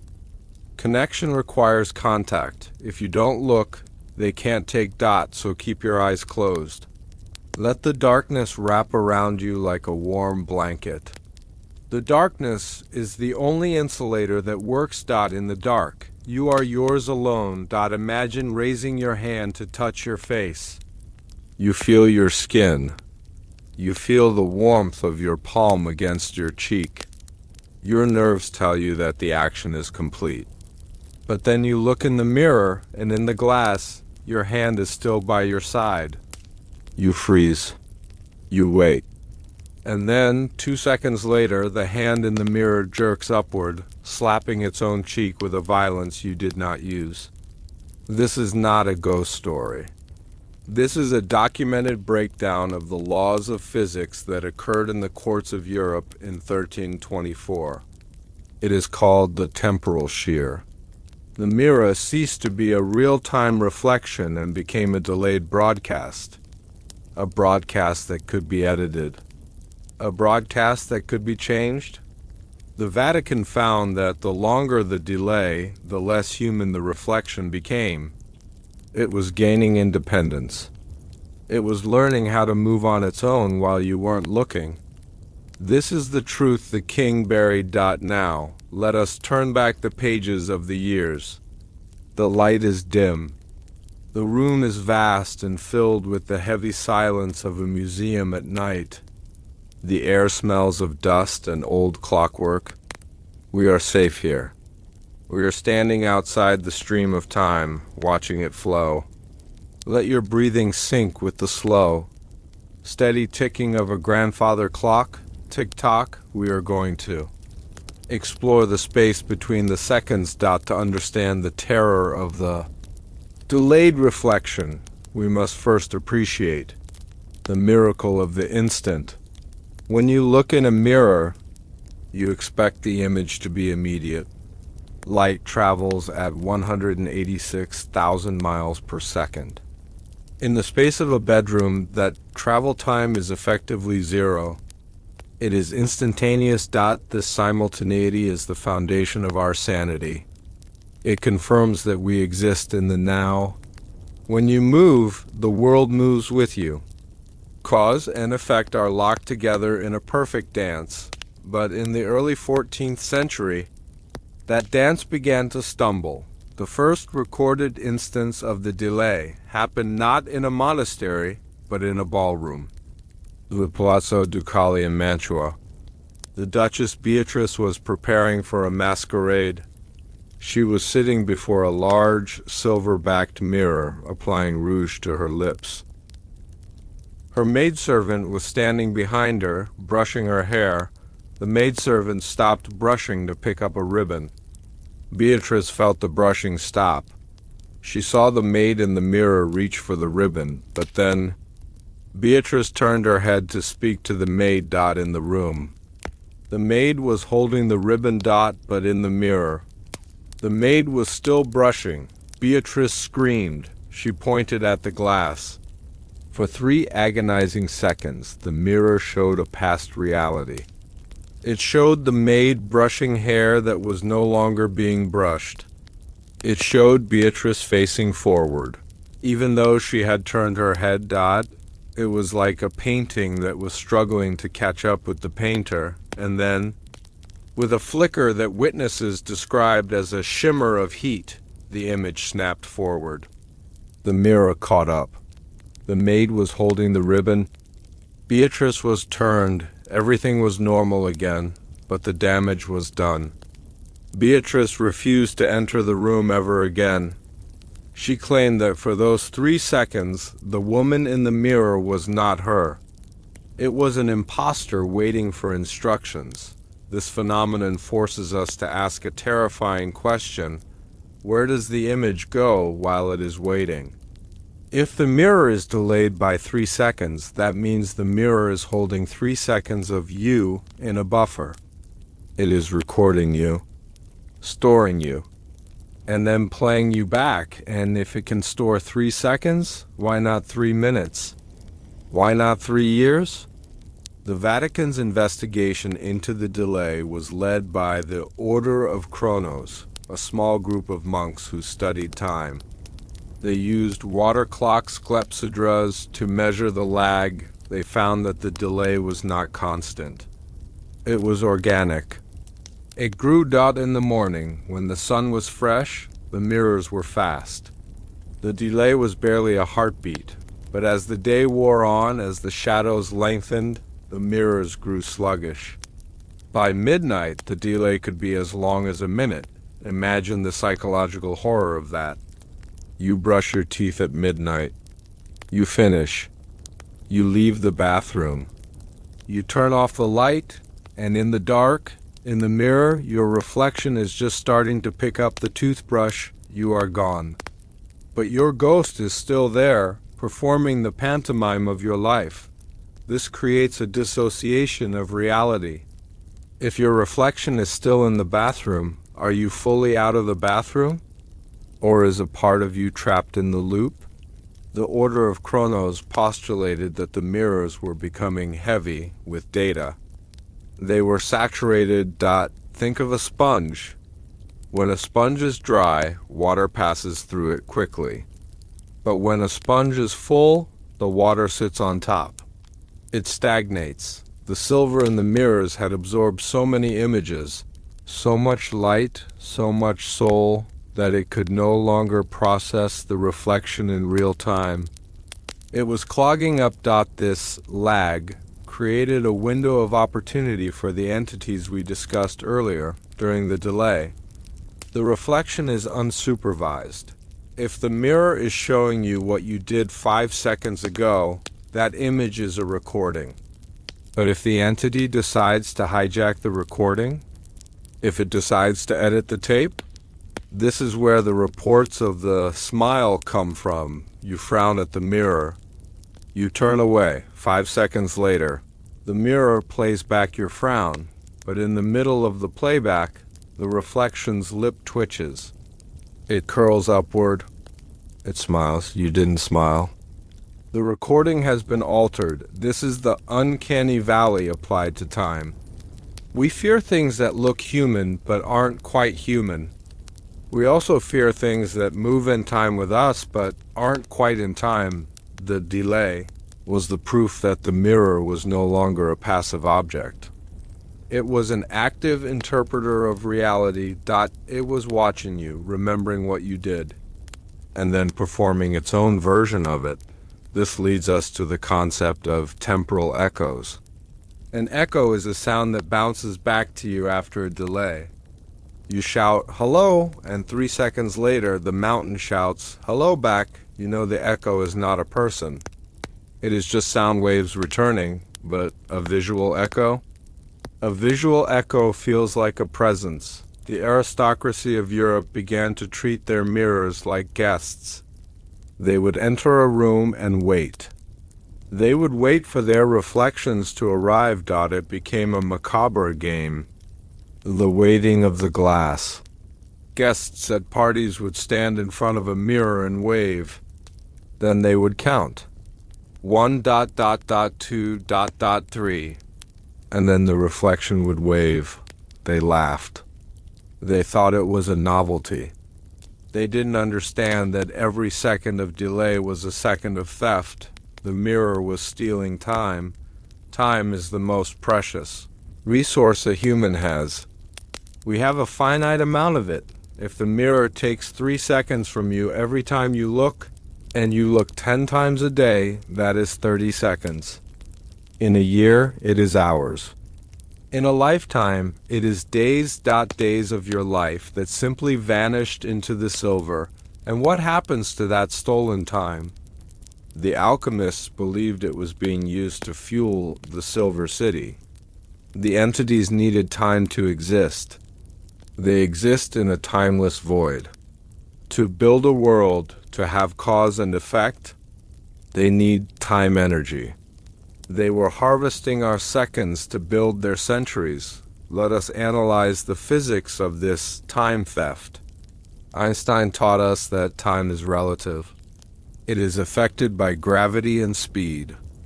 But he also said that time is an illusion. The mirror delay suggests that time is also a substance. A fluid. If the mirror acts as a dam, holding back the flow of light, then the pressure builds up behind the glass. The shimmer that Duchess Beatrice saw, that was the pressure releasing. That was the dam breaking. And when the dam breaks, the water doesn't just flow. It crashes. There were reports of mirrors exploding outward. Not cracking, but exploding.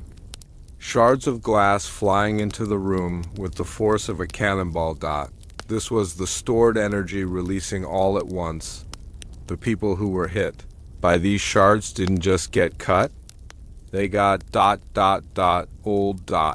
We have medical records from the time describing rapid aging in victims of mirror explosions. A young man of 20, hit by a shard of Venetian glass, would develop gray hair and wrinkles in the span of a week. He had been hit by a concentrated blast of time. The mirror had stored years of reflections. And when it broke, it dumped all those years into the victim. This is the informative horror of the story. The mirror isn't just a window. It is a battery. A battery charged with your own mortality, and batteries can leak. We are now deep in the mystery. The delay is no longer a glitch. It is a feature dot. Let us discuss the phenomenon known as the blackout. As the delay grew longer, reaching minutes instead of seconds, a new anomaly appeared. Sometimes the mirror wouldn't show a delayed image. It would show nothing at all. You would stand before the glass and it would be black. Pitch black. Like looking into a deep cave, the silver was still there. The candles in the room were lit, but the glass refused to reflect. The monks of the Order of Kronos called this silentium. Lucius, the silence of light. They theorized that the mirror was processing. Think of a computer when it is rendering a heavy video. The screen goes black. The fans spin. It is working. What was the mirror rendering?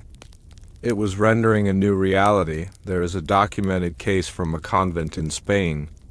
A nun, Sister Maria, was found kneeling before a black mirror in the chapel. She had been there for 4 hours. When the Mother Superior touched her shoulder, Maria didn't move. She whispered, "It is showing me tomorrow." The black mirror wasn't empty. It was showing the future, but because the future hadn't happened yet, the light hadn't arrived.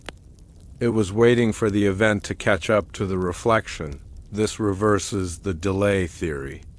Instead of showing the past, the mirror was so hungry for data that it was predicting the future.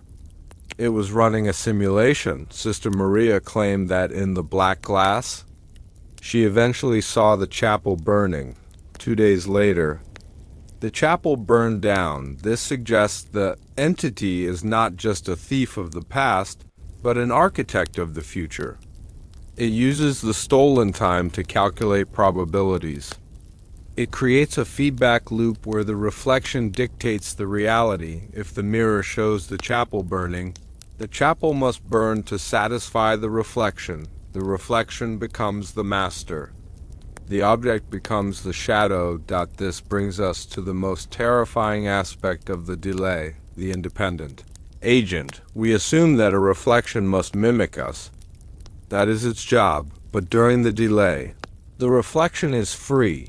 If there is a 10-second gap between your movement and the reflection's movement, what does the reflection do in those 10 seconds? Does it just stand there? Witnesses said no. They said that in the gap, the reflection would relax. Imagine seeing your reflection drop its shoulders. Imagine seeing it rub its eyes. Imagine seeing it look tired of pretending to be you did the backstage. Of the soul. When the curtain is down, the delay. The actor, the reflection, breaks character. This implies that the reflection is conscious. It is aware that it is performing a role. It is aware that it is a slave to your movements, and like any slave, it resents the master, the smile we talked about. That wasn't a glitch. That was a sneer. That was the reflection mocking you. Look at this fool, it thinks. He thinks he is in control. He thinks he is the real one. There is a chilling account from a French nobleman, the Comte de Valois. He wrote a letter to his wife before he disappeared. "I caught him," the Comte wrote. "I moved too fast. I turned back to the glass before the delay caught up. And I saw him. I saw myself in the glass. He wasn't looking at me. He was looking at the door. He was checking the lock." The Comte disappeared 3 days later. His body was never found. But his mirror was found. And in the mirror, the Comte was standing there, banging on the glass, screaming silently. The reflection had checked the lock because it was planning a jailbreak. It used the delay to swap places. In that split second where the realities were out of sync. The entity stepped out and the Comte fell in. This is the ultimate danger of the lag. It creates a seam in the universe, a crack large enough to slip through. Instruction for AI voice. Transition to a philosophical Reflective tone. Let us pause and consider the implications of living in the past. When we look at the stars, we are seeing the past. The light from a star takes millions of years to reach us. We are looking at a ghost of the universe. The Vatican realized that the mirrors were turning the Earth into a planet of ghosts. If everyone is looking at a delayed reflection, then no one is seeing the present. We are all engaging with a version of ourselves that is already dead. This creates a collective temporal depression. Why does the modern world feel so nostalgic? Why are we obsessed with the past? Why do we feel like the good days are always behind us? Maybe it's because we have trained our brains to look backwards. Every time we look in a mirror, we are validating the past, not the present. The delay disconnects us from the now, and the now is the only place where God exists. The past is memory. The future is imagination. Only the now is real. By creating the delay, the mirrors removed God from the equation. They created a godless buffer zone where the entities could rule. This theology terrified the Pope more than the monsters. The idea that a piece of furniture could sever the connection to the divine moment was heresy. So, the speculari, the mirror men, were given new tools. They weren't just given hammers. They were given metronomes. They would enter a house and set a metronome ticking. They would watch the mirror. If the reflection blinked out of sync with the tick ... they knew the house was infected. The time rot had set in. They would drape the mirrors in black cloth immediately, not to stop you from seeing, but to stop the mirror from recording. To stop the buffer from filling up. We must now ask, did the delay go away? The glassmakers of Venice eventually found a way to reduce the lag. They changed the alloy. They thinned the glass. They fixed the glitch. By the year 1500, mirrors were instant again. Or so we think. Modern science tells us that the brain takes about 30 milliseconds to process an image. There is always a delay. We are always living 30 milliseconds in the past. The brain edits reality to make it feel smooth. It hides the lag, but what if the mirrors evolved? What if they learned to hide the delay inside that 30 millisecond gap? They learned to move faster. They learned to fit their agenda into the microseconds that our brain ignores. Have you ever looked in a mirror and felt that you look different? Not older, not tired, just ... unfamiliar? That is the residual effect of the lag. Your brain is sensing that the image doesn't quite match the map it has in its head. It is a warning signal. This is not you. And what about video? A camera is a mirror with a memory. A digital mirror. When you look at yourself on a Zoom call or a video chat, there is a delay. We accept it. We say it is the internet connection. The lag is bad today. We laugh, but look at the frozen face of your friend on the screen. Look at the distorted, pixelated eyes. Look at the way their mouth moves after the sound has stopped. Is that just poor bandwidth? Or have we built a global network of delayed reflections? Have we built the Silver City in the cloud? We are constantly interacting with delayed versions of each other. We are rarely in the now. Together, we text. The text is read minutes later. We post a photo. It is liked hours later.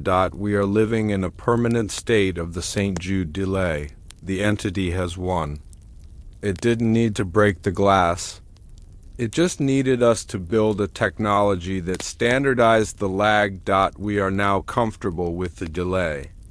We are comfortable with the disconnect. And in that comfort, the entities are thriving. Let us return to the final horror of the St. Jude investigation. The 0 point. The monks found that if you placed two mirrors facing each other, the delay didn't just add up. It multiplied the infinity mirror effect. You see a tunnel of reflections stretching into forever. The monks found that the reflection at the end of the tunnel, the tiny, distant one, wasn't moving at all. It was standing still, watching, and it wasn't you. The reflection at the end of the tunnel is the prime, the original entity, the one that started the infection. It lives at the end of the corridor of light. It is too far away to see clearly, but it is there.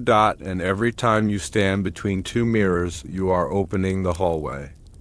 You are giving it a straight path to walk down. That is why it is forbidden in many cultures to sleep between two mirrors. Because if you do, you might wake up in the wrong reflection. You might wake up in the delay. In the delay, the sun never rises. The clocks never tick. And the silence is absolute. As you lie there, feeling the weight of the day slip away, remember the nature of time. It is a river. It flows. Do not try to dam the river. Do not try to capture the moment in glass. Let it pass. Your reflection is not you. It is just a ripple in the water. If you wake up tonight and need to use the bathroom, keep the lights low. Do not look at the glass. Wash your hands. Wash your face. But keep your eyes on the water. Because if you look up and the reflection is slow, if it hesitates, do not wait for it to catch up. Run. The papal guard arrived in Venice. They did not go to the churches. They did not go to the palaces. They took rowboats in the dead of night to the island of Murano, the most guarded industrial zone in the world. They dragged Master Giovanni, the head of the glassmakers guild, out of his bed. They didn't ask him about his sins. They didn't ask him about his prayers. They asked him for the recipe. They wanted to know why the glass coming out of his furnaces was screaming as it cooled. Giovanni refused to speak. So they broke his fingers one by one. The fingers that had shaped the most beautiful mirrors in Europe. And when he finally broke, when he finally whispered the secret ingredient they mixed with the mercury, the Inquisitor threw up on the floor of the torture chamber. It wasn't just sand and ash. It was ground bone. The mirrors were not just reflecting people. They were made of people. This is the truth the king buried. Now, let us turn back the pages of the years. The light is dim. The water laps gently against the stone foundations of the city. The air smells of salt, seaweed, and the faint, acrid scent of sulfur. We are safe here. We are drifting through the mist of the Venetian lagoon in the year 1324. Let your breathing match the rhythm of the tides. In, out, in, out. We are going to visit the island of fire and secrets. To understand the confession, we must first understand the prison. Murano was not just a factory. It was a golden cage. In the 14th century, Venice held a monopoly on clear glass. Cristallo, it was the only glass in the world that was truly transparent. Before this, glass was cloudy. It was yellow or green. It bubbled. But the Venetians had found a way to purify it until it was as clear as a diamond. The secret was worth more than gold. It was worth more than spice. The Republic of Venice passed a law. Any glassmaker who tried to leave the island of Murano would be hunted down and killed. Their families would be imprisoned. So, the masters of Murano lived in luxury, but they lived in fear.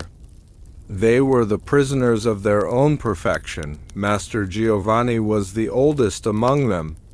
He was 70 years old. His hands were scarred from burns. His lungs were coated in silica dust. He was a man who had stared into the fire for 50 years. When the Vatican Speculary the Mirror men came for him, he was not surprised. He had been expecting them. He knew that what they were making was wrong. He knew because the fire told him. In the interrogation logs. which are kept in the Vatican Secret Archives under the seal of the Holy Office. Giovanni describes the change. He told the inquisitors that the change happened when they switched the sand. For centuries, they had used sand from the local riverbeds. It was good sand. But then a shipment arrived from the east. From the port of Alexandria, the manifest said it was silica of the desert. But Giovanni said it felt heavy. When he ran his hands through it, it felt oily. He told the inquisitor the sand was hungry. When you threw it into the furnace, it didn't just melt. It sucked the heat out of the air. The fire would turn blue. This detail is scientifically fascinating. A blue flame indicates a higher temperature or the presence of specific chemicals like copper or spirits. In folklore, a blue flame means a ghost is present. Giovanni tried to refuse the shipment, but the Council of 10, the terrifying secret police of Venice, ordered him to use it. They said it was a gift from a benefactor. So they melted the sand. They blew the glass, and that is when the voices started. Imagine the scene in the glass-blowing workshop. It is 100 degrees inside. The furnaces are roaring. Men are sweating. Their muscles tense as they manipulate the molten blobs of glass on the end of their iron pipes. Glass-blowing is an intimate act. You use your own breath to shape the object. You blow your life force into the vessel. Giovanni said that with the new sand. The glass seemed to inhale back when a blower would stop blowing. Glass didn't cool evenly. It developed veins. Microscopic channels running through the crystal. The inquisitor asked Giovanni, "Did you know it was a trap?" Giovanni replied, "We are glassmakers. We make windows. We do not ask what looks through them." This is the defense of the technician. The defense of the man who builds the bomb but claims he is not responsible for the explosion. But the Inquisition did not accept this. They wanted the formula for the silvering. The glass is just the substrate. The mirror is created when you apply the metal backing. In 1324. The standard method was the tin-mercury amalgam. You lay down a sheet of tin foil. You pour liquid mercury over it. You press the glass down onto the mercury. The mercury eats into the tin, creating a reflective bond. It is a toxic process. The fumes cause Mad Hatter disease, tremors, paranoia, hallucinations, but Giovanni revealed that for the special order, mirrors, the ones destined for St. Jude's and the royal courts, they added a third element. The inquisitor pressed him. What was the powder? Giovanni hesitated. He looked at his broken hands. Calcined bone, he whispered. White ash. The inquisitor asked whose bone it was. Giovanni said, the nameless. The criminals. The ones who died in the dungeons of the Doge's palace. We were told it made the glass stronger. We were told it made the reflection brighter. This confirms the darkest alchemy. Carbon. Bone is calcium and carbon. Carbon is a filter. By adding human ash to the reflective backing, they were essentially creating a biological link between the mirror and the viewer. They were grounding the mirror in human DNA. The mirror wasn't just metal and stone. It was a necromantic object. It was a sandwich of glass, mercury, and death. The inquisitor asked, why? Why would the council want this? Giovanni looked up. His eyes were milky with cataracts from years of staring at the glory hole of the furnace. Because, he said, the benefactor wanted to see. And the dead have no eyelids. This phrase chills the blood. The dead have no eyelids. It implies that the ash was used to create a permanent, unblinking watcher. The mirror was a synthetic eye, constructed from the remains of the forgotten, designed to feed visual data to whom? The benefactor. The Inquisition never found out who the benefactor was. The trail went cold, but we can surmise. A wealthy patron, a collector of souls, or perhaps the entity itself, whispering instructions to the Council of Ten.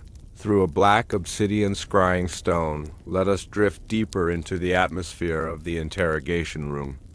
It is a stone cellar beneath the water level. The walls are slick with green algae. You can hear the muffled sound of boats passing overhead. The Inquisitor, a man named Father Ignatius, was a scholar. He wasn't enjoying the torture. He was terrified by the answers. He asked Giovanni about the cooling sound. Reports had claimed that the mirrors made noise. Giovanni nodded. He described the singing of the sheets. After the mirrors were pressed, they were placed on cooling racks in a long hallway called the Galleria del Vento, the Gallery of Wind. Giovanni said that at night, when the workshop was empty, the hallway would hum. It sounded like a hive of bees, he said. But if you put your ear against the glass, you could hear words. What words? Ignatius asked. Names, Giovanni said. They were reciting names over and over. Names of people who hadn't been born yet. This connects to the temporal delay we discussed in the previous chapter. If the mirrors exist outside of linear time, they have access to the timeline. They were listing their future victims. Ignatius ordered the scribe to write this down. Nomina futurorum. The names of the future. Then Ignatius asked the most dangerous question of all, how do we stop it? Giovanni laughed. A dry, wheezing laugh. You cannot stop glass, he said. Glass is a liquid that has forgotten how to flow. It is patient. If you break it, you just make more edges. If you melt it, you just release the smoke. Then what? Ignatius demanded. How do we close the door? You must make them blind, Giovanni said. Who? The mirrors? No, Giovanni said. The people. If the people do not look, the mirror starves. But people always look. Vanity is the only infinite resource. The interrogation lasted for 3 days. By the end, Master Giovanni was a shell of a man, but he had given up the technical specifications of the trap. He explained the curvature of the trap. Most mirrors look flat, but Giovanni revealed that the cursed batch was blown with a microscopic, imperceptible concavity. A slight inward curve, like a satellite dish. This shape focused the energy. It focused the viewer's attention to a single point in the center of the glass. The focal point. When you stood in front of these mirrors, you felt a subtle pressure in the center of your forehead. The third eye. The mirror was focusing its pull on your pineal gland. This wasn't accidental. This was precision engineering. It proved that the Venetians possessed knowledge of optics and psychology that was centuries ahead of their time. Or they were following blueprints given to them by something else. Ignatius asked about the other glassmakers. Who else knows the formula? We all know, Giovanni said. But only on Nix the Ash. The others? They just watched. And did they look? Ignatius asked. Did they look into the finished glass? Giovanni shook his head. Never. We are the makers. We know better. We shave by touch. We dress in the dark. Only the customer looks. This is the drug dealer's rule. Never consume your own supply. The glassmakers of Murano were pushing a metaphysical narcotic to the courts of Europe, but they remained sober. However, Giovanni admitted one exception. There was an apprentice. A young boy named Paolo. Paolo was an orphan. He slept in the workshop near the furnaces for warmth. One night, Giovanni found Paolo standing in front of a cooling sheet of glass. The boy was transfixed. He was pressing his palms against the surface. When Giovanni pulled him away, the boy's hands were burned. But not by heat. They were cold burned. Frostbite. The glass had sucked the heat out of his flesh. Paolo never spoke again. He spent the rest of his short life sitting by the canal, staring at the water, throwing stones at his own reflection. He saw the bottom, Giovanni told the Inquisitor. He saw where the drain leads. Father Ignatius had heard enough. He had the confession. He had the formula. He had the names of the buyers. He ordered Giovanni to be executed, but not publicly. A public execution would raise questions. They told the people of Venice that Master Giovanni had died of the lung rot, a common disease for glassblowers. In reality, they took him to the deepest dungeon. They offered him last rites. Giovanni refused.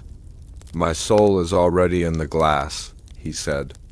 "I blew it into the batch of 1322. I'm already there, waiting for myself." They strangled him. It was a quiet death, but the cleanup operation was violent. The papal guard returned to Murano. They raided the workshop of Giovanni. They smashed every piece of glass they found. They poured sand into the furnaces to choke the fires. They seized the book of mixes, the guild's secret ledger of formulas. Father Ignatius took the book to the courtyard.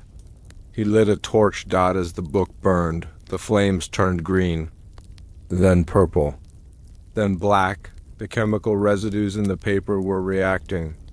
Or perhaps the secrets themselves were resisting the fire, but they missed something. They always miss something. Giovanni had an apprentice who had fled the island the night before the raid, a boy who had memorized the ratio of ash to mercury.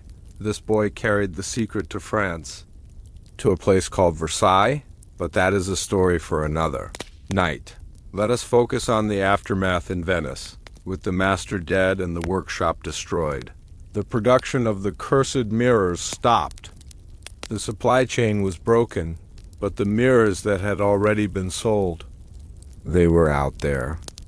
In the castles, in the abbeys, in the homes of the wealthy. Father Ignatius created a list, the Index Speculorum Prohibitorum, the list of prohibited mirrors. He spent the rest of his life tracking them down. He became a hunter of furniture. He would travel to a duke's estate, present his credentials, and demand to see the dressing room. He developed a test, a way to identify the Giovanni mirrors without looking into them. He would bring a canary in a cage. He would place the cage in front of the mirror. If the bird stopped singing, if the bird dropped dead, the mirror was active. It is said that Father Ignatius killed 1,000 birds in his quest. A trail of small yellow botas across Europe, marking the locations of the open gates, but he couldn't get them all. Some were hidden, some were cemented into walls. Some were lost in shipwrecks, waiting at the bottom of the sea, reflecting the dark water and the swimming fish. Imagine a shark swimming past a mirror on the ocean floor. Does the mirror steal the shark's soul? Or does it only work on us? On the species with the spark? The interrogation of the glassmakers proved one thing definitively. The mirror phenomenon was not a natural occurrence. It was a manufactured plague. It was an industrial product designed to harvest humanity, and the factory was run by men who knew exactly what they were doing. This changes the way we look at history. We think of the past as a time of superstition, but perhaps it was a time of advanced, dark science that we have forgotten. Perhaps the magic was just technology. We lost the manual for as we leave the damp cells of Venice. Let the sound of the water fade. The fires of Murano are cold now. The island is a tourist trap.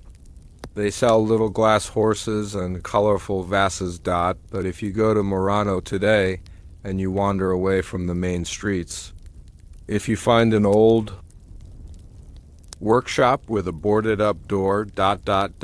Stop and listen. Put your ear to the brick. Do you hear the hum? Do you hear the faint, high-pitched vibration of 1,000 voices trapped in the silica? The glass remembers. The glass never forgets. Master Giovanni is gone, but his work remains. Check the mirror in your hallway. Check the back of it. If the backing looks old, if the silver is flaking, if you see a gray, dusty powder exposed beneath the paint, do not touch it. That is not dust. That is the ash. And it is waiting for you to add your own layer to the mix. Sleep now. Close your eyes. In the darkness behind your eyelids, there is no glass. There is only you. You are safe, unless you dream of a furnace. The human eye is a biological machine with a very specific fail-safe. It must blink. On average, you blink 15 times a minute. It is a reflex designed to lubricate the cornea and protect the brain from visual overload. To stop blinking is to defy millions of years of evolution. Medical records state that after 60 seconds of non-blinking, the eyes begin to burn. After 5 minutes, the vision blurs. After an hour, the cornea begins to dry and crack. But the records from St. Jude's Monastery tell us that Brother Thomas stood before his mirror for 72 hours without closing his eyes once. 3 days. By all laws of medicine, he should have been blind. He should have been in agonizing pain. But when the monks listened at the door, they didn't hear screams of pain. They heard him describing things. He was narrating a tour of a city that does not exist on any map. He wasn't blinking because he wasn't looking at the room anymore. His consciousness had physically traveled into the optic nerve of the reflection. This is the truth the king buried. Now, let us turn back the pages of the years. The light is dim. The stone walls are cold. The air is heavy with the silence of the mountain winter. We are safe here. We are invisible witnesses standing in the corner of a locked cell in the year 1322. Let your breathing slow down. Let your own eyes relax. We are going to watch the Watcher. To understand the 3-day vigil of Brother Thomas. We must reconstruct the event minute by minute. We must act as forensic historians. It began on a Tuesday evening. Thomas had just returned from the evening prayers, Compline. He was agitated. He had whispered to Brother Anselm that the mirror was calling him, not with a voice, but with a pressure, a magnetic pull in the center of his forehead. He entered his cell and locked the door. This was the last time anyone saw him move as a free man. He lit a single candle. He placed it on the small wooden desk, and he stood in front of the silver glass. The first hour was likely voluntary. Thomas was a scholar. He was experimenting. He wanted to see the delay we spoke of earlier. He wanted to catch the reflection moving on its own. He stood with his hands at his sides. He stared into his own pupils.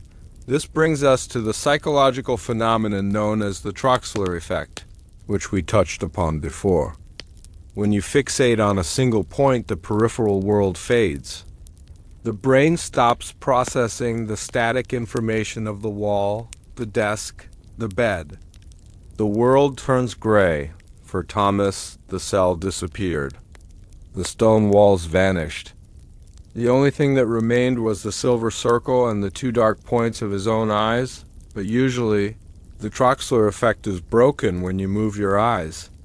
A microsecond, a tiny twitch. Thomas tried to look away. We know this because of the scratch marks found on the floor later. His boots had scraped against the stone. He was trying to turn his feet, but his neck would not move.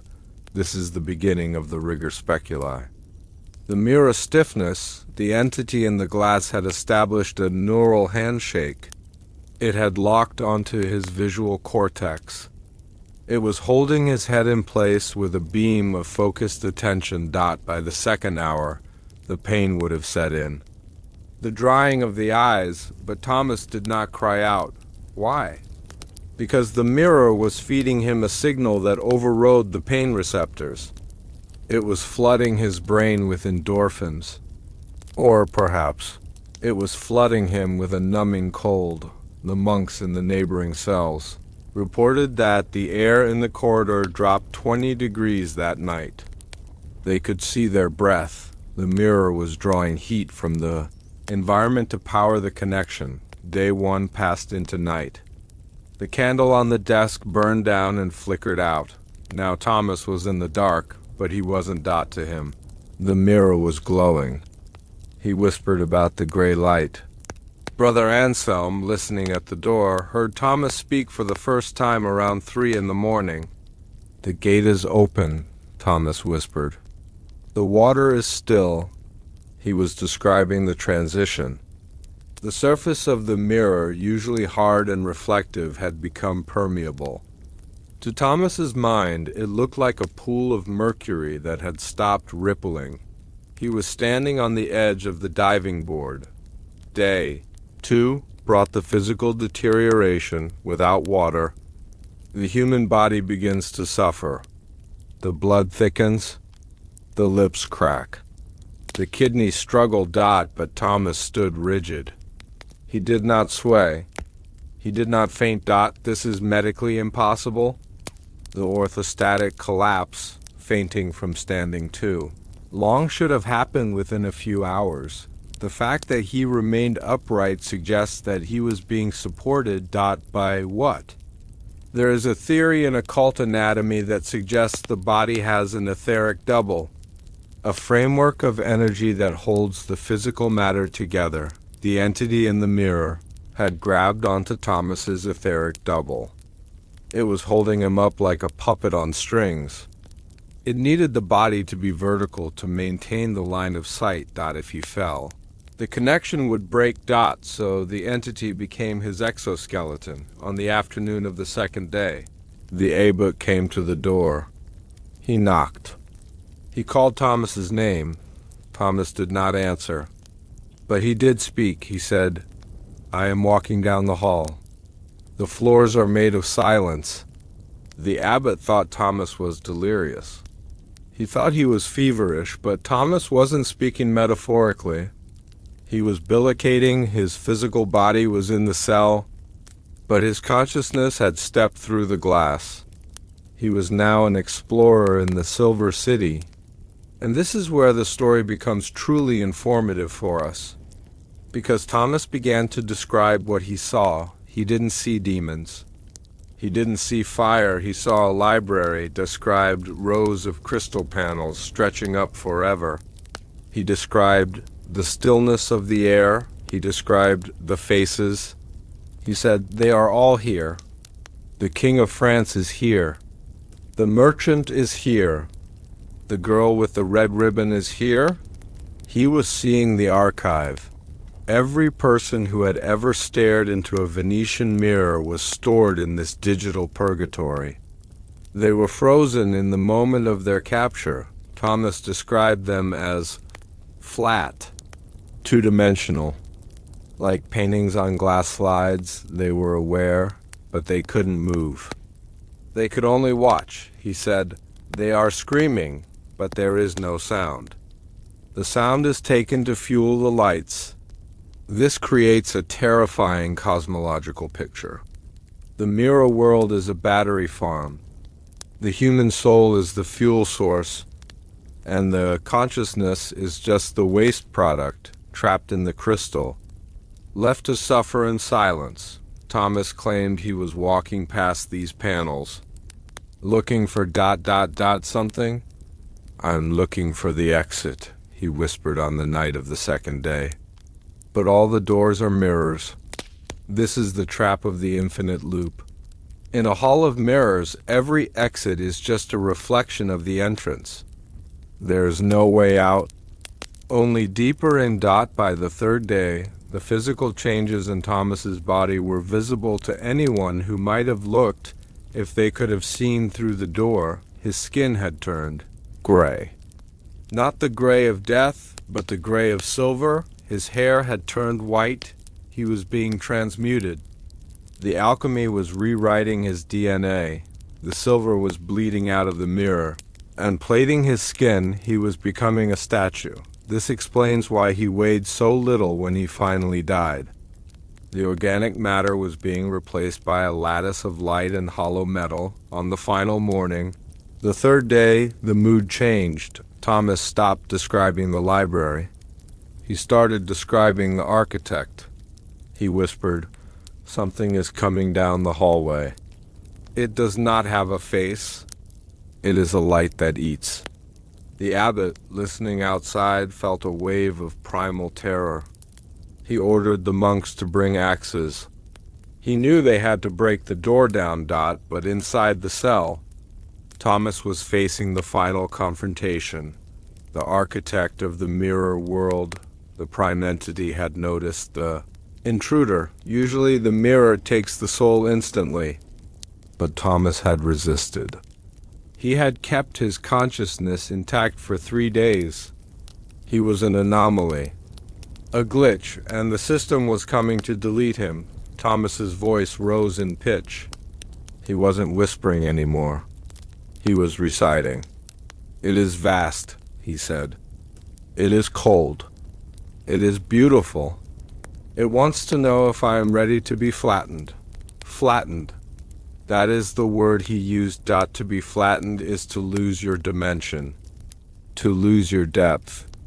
To become a reflection, the entity was offering him a choice. Surrender the body and become a saved image, or resist and be erased. Thomas screamed, "I am not a picture. I am a man. I have weight. I have weight." This was his final mantra. He was trying to anchor himself to the physical world by affirming his mass, but the mirror was hungry outside. The first axe blow hit the door. Thud. The sound vibrated through the cell. The vibration disrupted the perfect silence of the mirror connection. Delay flickered for a split second. Thomas saw his real reflection again. He saw the gray, dying man standing in the dark cell. The illusion of the Silver City broke. He realized he hadn't gone anywhere. He had been standing there for 72 hours, being drained. The horror of that realization was the final blow. The door splintered. The abbot and the monks burst in, and that is when they saw the eyes. Thomas turned his head the first movement in 3 days. The rigor speculi shattered. He looked at the abbot. And as we described in the cold open, his eyes were dry. They were like parchment, but they were still seeing. He looked at the abbot and said his final words. "Do not break it. If you break it, they all spill out." And then he fell. When Brother Thomas hit the floor, the sound was not the thud of a body. It was the clatter of dry sticks. He was dead before he hit the stones, but the horror was not over.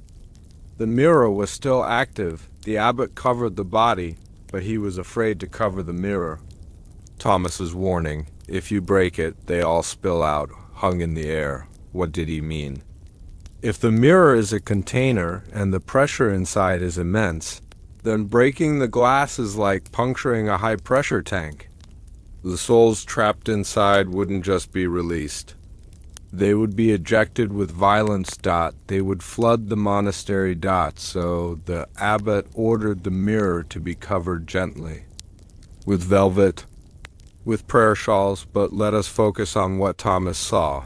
His description of the Silver City gives us a map of the afterlife that the church did not want to accept. The church teaches heaven and hell. Heaven is bliss.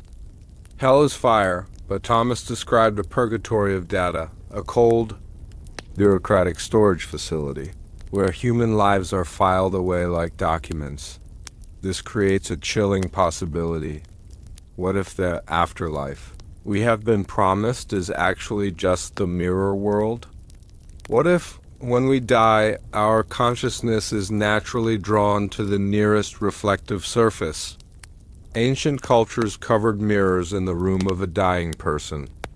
The Jewish tradition of sitting Shiva involves covering mirrors.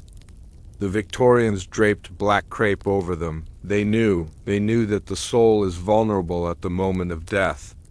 It is looking for a light. And the mirror reflects light. If the mirror is uncovered, the soul gets confused. It flies into the reflection instead of flying into the ether. It gets trapped in the glass. Brother Thomas's 3-day stare was a simulation of death. He voluntarily entered the trap to see what was on the other side. He came back with a warning. It is not a paradise. It is a prison, and the warden is not God. Let us look at the medical evidence found on Thomas's body. Brother Luke. The physician examined the eyes of the corpse. He found that the retinas were burned, but not by heat. They were bleached. The retina contains pigment. Under intense light, the pigment fades. For Thomas's retinas to be completely white, he would have had to stare into the sun for hours, but he was in a dark cell. This proves that the light coming from the mirror was not normal light. It was a radiation we cannot measure. It was black light or anti-light. It scrubbed the pigment from his eyes just as it scrubbed the soul. From his body, the physician also noted that the muscles in Thomas's legs had crystallized. The lactic acid had hardened into a substance that felt like glass. He had become a part of the mechanism Tao. Consider the retention of the image after Thomas was removed. The monks reported that the mirror in the cell was cloudy. Even after they covered it, they could feel heat coming from it. It was digesting, processing the massive download of data it had received from the monk. 3 days of continuous observation is a lot of information. The mirror had learned Thomas perfectly, and this leads to the legend of the 4th day. The records of St. Jude's are fragmentary here, likely redacted by the Inquisition. But there is a whisper that on the 4th day, the monk who went to clean the cella novice, who didn't know the full story, lifted the velvet cloth to dust the frame. He looked into the glass and he saw Brother Thomas, not a reflection. Thomas was dead and buried. He saw Thomas standing in the mirror, alive, healthy, and smiling. Thomas raised a finger to his lips. She, the novice ran. This confirms the replacement theory. The entity had completed the download. It had successfully built a digital avatar of Thomas. It was wearing him like a suit. Why? Because a monk is trusted. A monk can walk through the monastery. A monk can open doors. The entity wanted to be let out. It is likely that the abbot's mirror ban was strictly enforced not just to save the living, but to keep the dead Thomas from convincing someone to break the glass. Imagine the psychological warfare. You are a monk. You miss your friend Thomas. You pass by the covered mirror. You hear his voice. Let me out, brother. It's dark in here. I didn't die. I'm just trapped. Please, break the glass. Would you do it? Would your grief trick you? This is the ultimate weapon of the mirror entities. They use our love against us. They use our faces.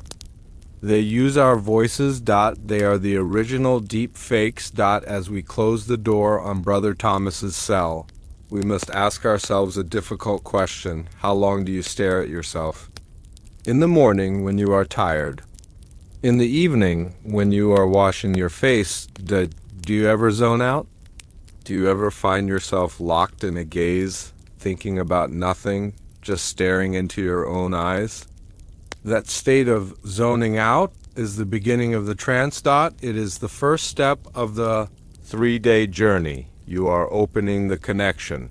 Brother Thomas started with just a moment, just a curiosity, and the mirror grabbed him and didn't let go. The modern world is filled with surfaces that want our attention, screens, cameras, glass. They are all hungry, and they are all connected to the same silent silver library that Thomas saw.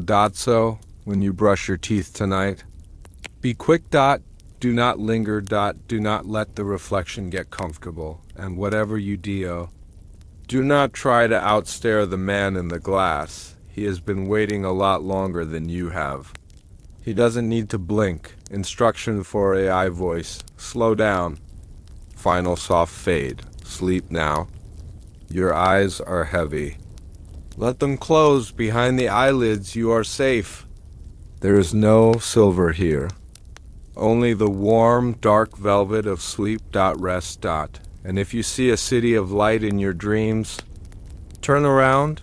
There is a room beneath the Vatican Apostolic Archives that does not appear on any blueprint. It is located 3 levels below the manuscript vaults, carved directly into the volcanic bedrock of Rome. The door is made of reinforced iron and has no keyhole. It is welded shut from the outside. Official records say this space is a structural support pillar. That is a lie. It is not a support. It is a prison. Inside this sealed chamber, there are 412 mirrors standing in rows like silent soldiers. They are wrapped in heavy black velvet and bound with chains. They are kept here because they could not be destroyed. Every time the church tried to break them, the energy released was too catastrophic. So they buried them. But the guards who patrol the corridor outside report that the room is not silent. They hear a low, vibrating hum coming through the iron door. It sounds like a choir singing in a language that makes the ears bleed. The mirrors are not dead. They are talking to each other. This is the truth the king buried. Now, let us turn back the pages of the years. The light is dim. The air is cool and smells of ancient stone and beeswax. We are safe here. We are walking down a spiral staircase that goes deep into the earth. Let your breathing slow down. Let the noise of the world above fade away. We are descending into the quiet dark to understand the room of covered frames. We must understand the problem of disposal. After the interrogation of the Venetian glassmakers, the church had a massive inventory of cursed objects. They had seized mirrors from the palaces of dukes. They had taken them from the boudoirs of queens. They had pulled them from the walls of abandoned monasteries. Thousands of tons of glass.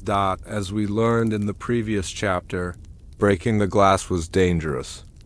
It released the trapped energy in a violent burst. Burning it was impossible. So, the Vatican did what it always does with dangerous knowledge. It archived it. They created the camera degli specchi. The chamber of mirrors. The location was chosen carefully. It had to be deep underground to block the signal. The earth acts as a natural insulator. It dampens the connection between the mirrors and the moon. Transporting the mirrors was a logistical nightmare. Imagine the scene. It is the middle of the night. A wagon train moves through the streets of Rome. The wagons are lined with lead. The drivers are deaf men who had lost their hearing in the wars, hired specifically because they could not hear the whispers coming from the crates.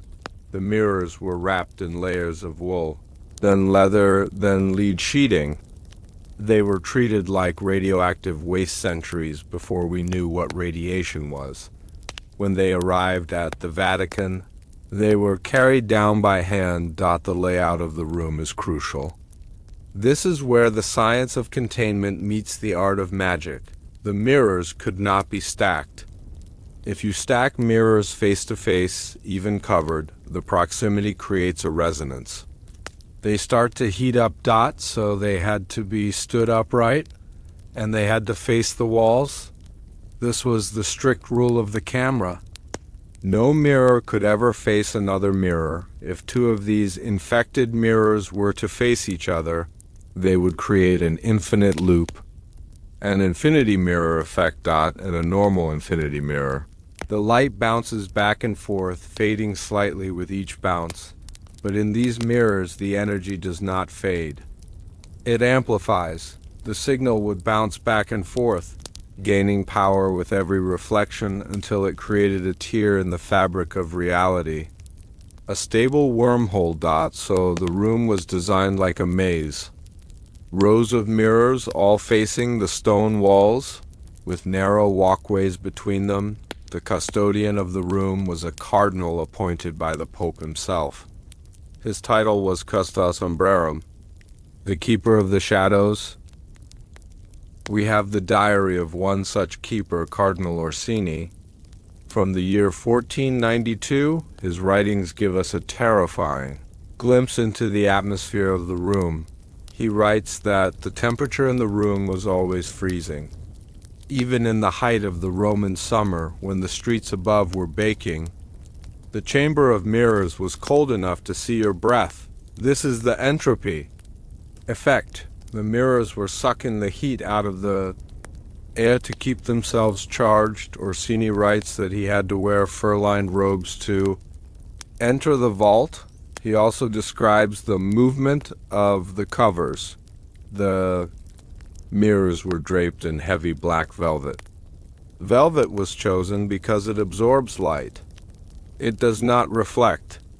It is the anti-mirror, but Orsini noticed that sometimes the velvet would ripple. There was no wind in the vault.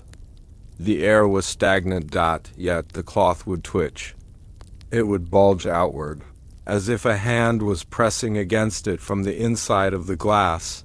Imagine walking down a narrow aisle of covered mirrors and seeing the heavy fabric stretching out towards you, tracing the shape of a palm or a face. Orsini had to walk this aisle every day to inspect the chains. Why chains? Because the covers would sometimes slide off. Gravity was not the only force at work. The mirrors seemed to have a static charge that repelled the cloth. The velvet would slowly, over weeks, inch its way down the frame, trying to expose the glass. So the church added chains. They wrapped gold chains around the velvet to bind it to the frame. Gold is a conductor, but it is also a holy metal in the eyes of the church. They believed it sealed the evil. Scientifically, the gold likely acted as a Faraday cage, grounding the electrical charge of the mirror. But even with the chains, the room was active. Orsini writes about the choir. This is the informative horror that keeps us listening. He claimed that when the heavy iron door was closed, the mirrors would begin to hum. It started as a low vibration in the floor. Then it rose in pitch. It wasn't a single note. It was hundreds of different notes, all dissonant. Each mirror had a different voice depending on who it had consumed. The mirror from the Duchess sounded like a high, weeping violin.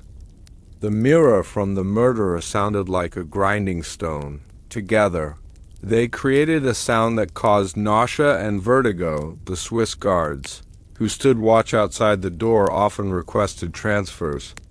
They reported nightmares. They reported waking up in their barracks, standing in front of their own shaving mirrors, staring blankly, with no memory of how they got there. The infection was leaking through the door. Let us look at the inventory of the damned. The Vatican kept a ledger of every mirror in the room. Each one had a number and a history. Item 704, the mirror of the Romanovs, acquired later. A large oval glass. It caused hemophilia in anyone who looked at it. Item 302, the mirror of the Borgias. A small hand mirror used by Lucretia Borgia. It was said to show the viewer their enemies dying. Item 101, the black glass of John D. Technically an obsidian scrying stone, but stored here for safety. The ledger contains Notes on the status of each item, most are listed as dormant, but some are listed as volatile. Volatile mirror is one that is actively trying to breach. Containment. There is a record from 1750 of a breach event. A young priest was sent down to clean the floor of the vault. He was given strict instructions. Do not touch the covers. Do not look at the frames. Look only at your feet. He was scrubbing the stone floor. When he heard a tearing sound, he looked up. The velvet cover of a large, floor-length mirror had ripped down the middle. The cloth hadn't fallen. It had torn. Like a shirt being ripped open, the priest saw the glass. He was found 3 hours later, curled into a ball in the corner of the room. He was blind. He had clawed his own eyes out. When they asked him why, he whispered, "It showed me the end of the world." And it was beautiful. This incident caused the Vatican to weld the door shut. They realized that human interaction was the trigger. The mirrors reacted to the presence of a soul. If you sent a human in, you were feeding the animals. So they stopped sending people in. They sealed the room. They installed a small viewing port with thick, leaded glass to check the interior from the outside, but even that was dangerous. Cardinal Orsini notes in his final entry that he looked through the viewing port and saw a blue light filling the room. The mirrors were glowing under their covers. The light was so intense it was shining through the heavy velvet. The room was lit up like a ballroom, and in the center of the room, in the aisle between the mirrors, he saw a figure. It was a shadow, a silhouette. It was walking up and down the rows, stroking the covered frames. Orsini realized that the entity wasn't stuck in one mirror anymore. It had become strong enough to project itself into the room.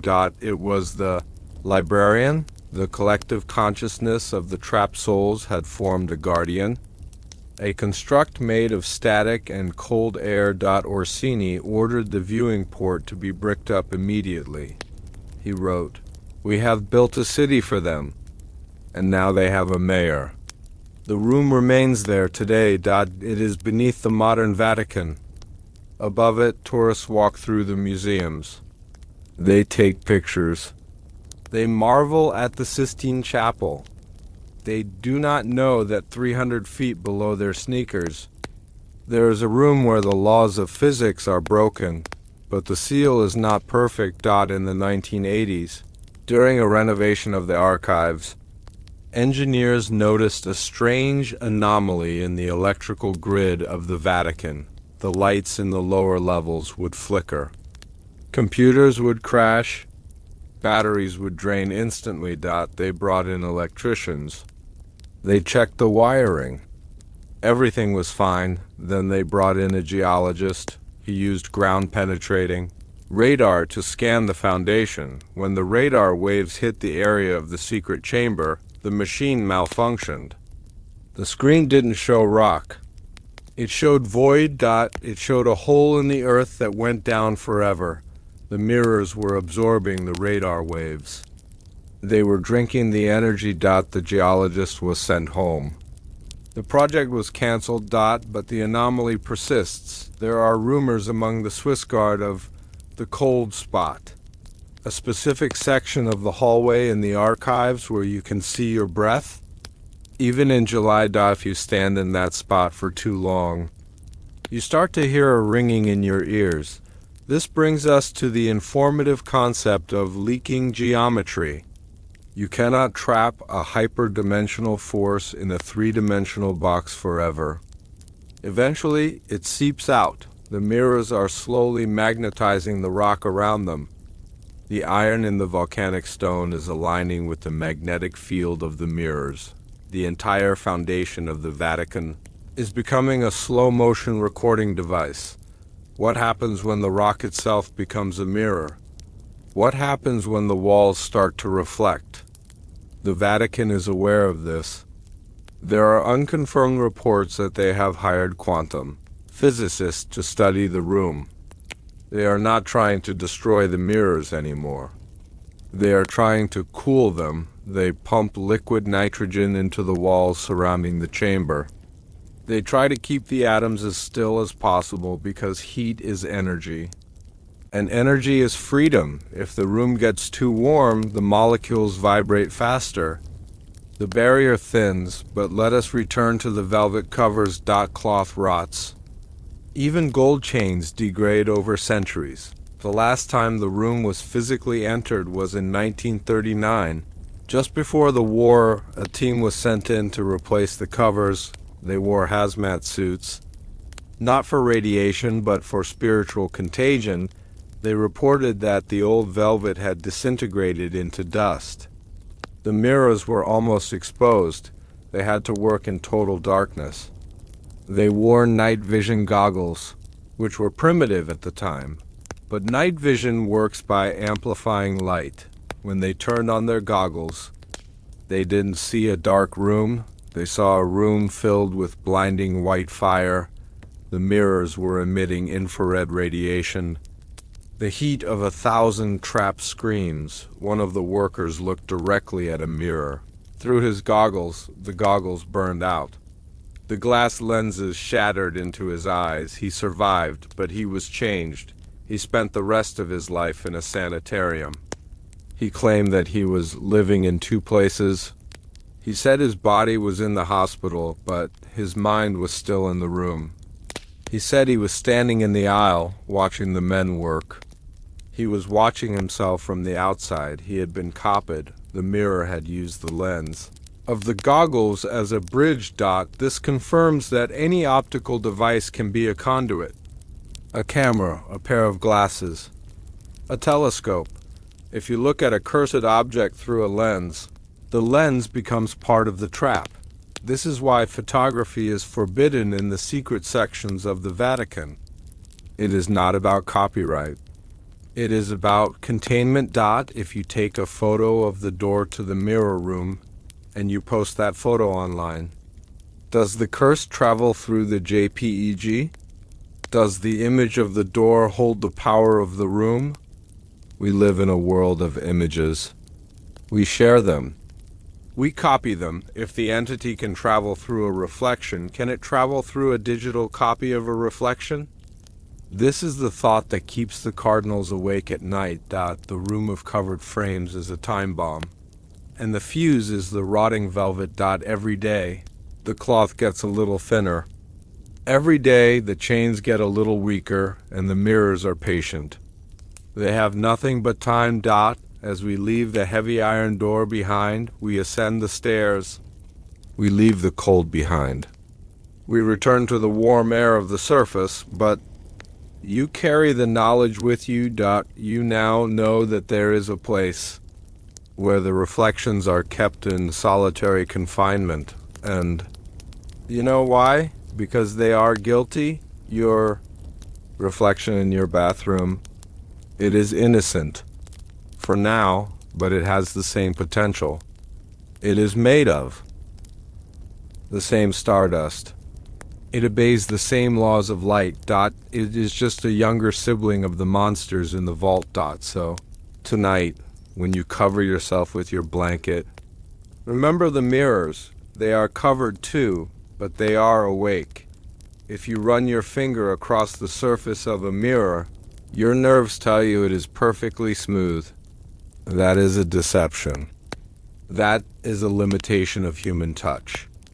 In 1782, a French microscopist named Louis-Sébastien Mercier managed to obtain a shard of glass from the Vatican's Forbiddens collection. He placed it under his lens.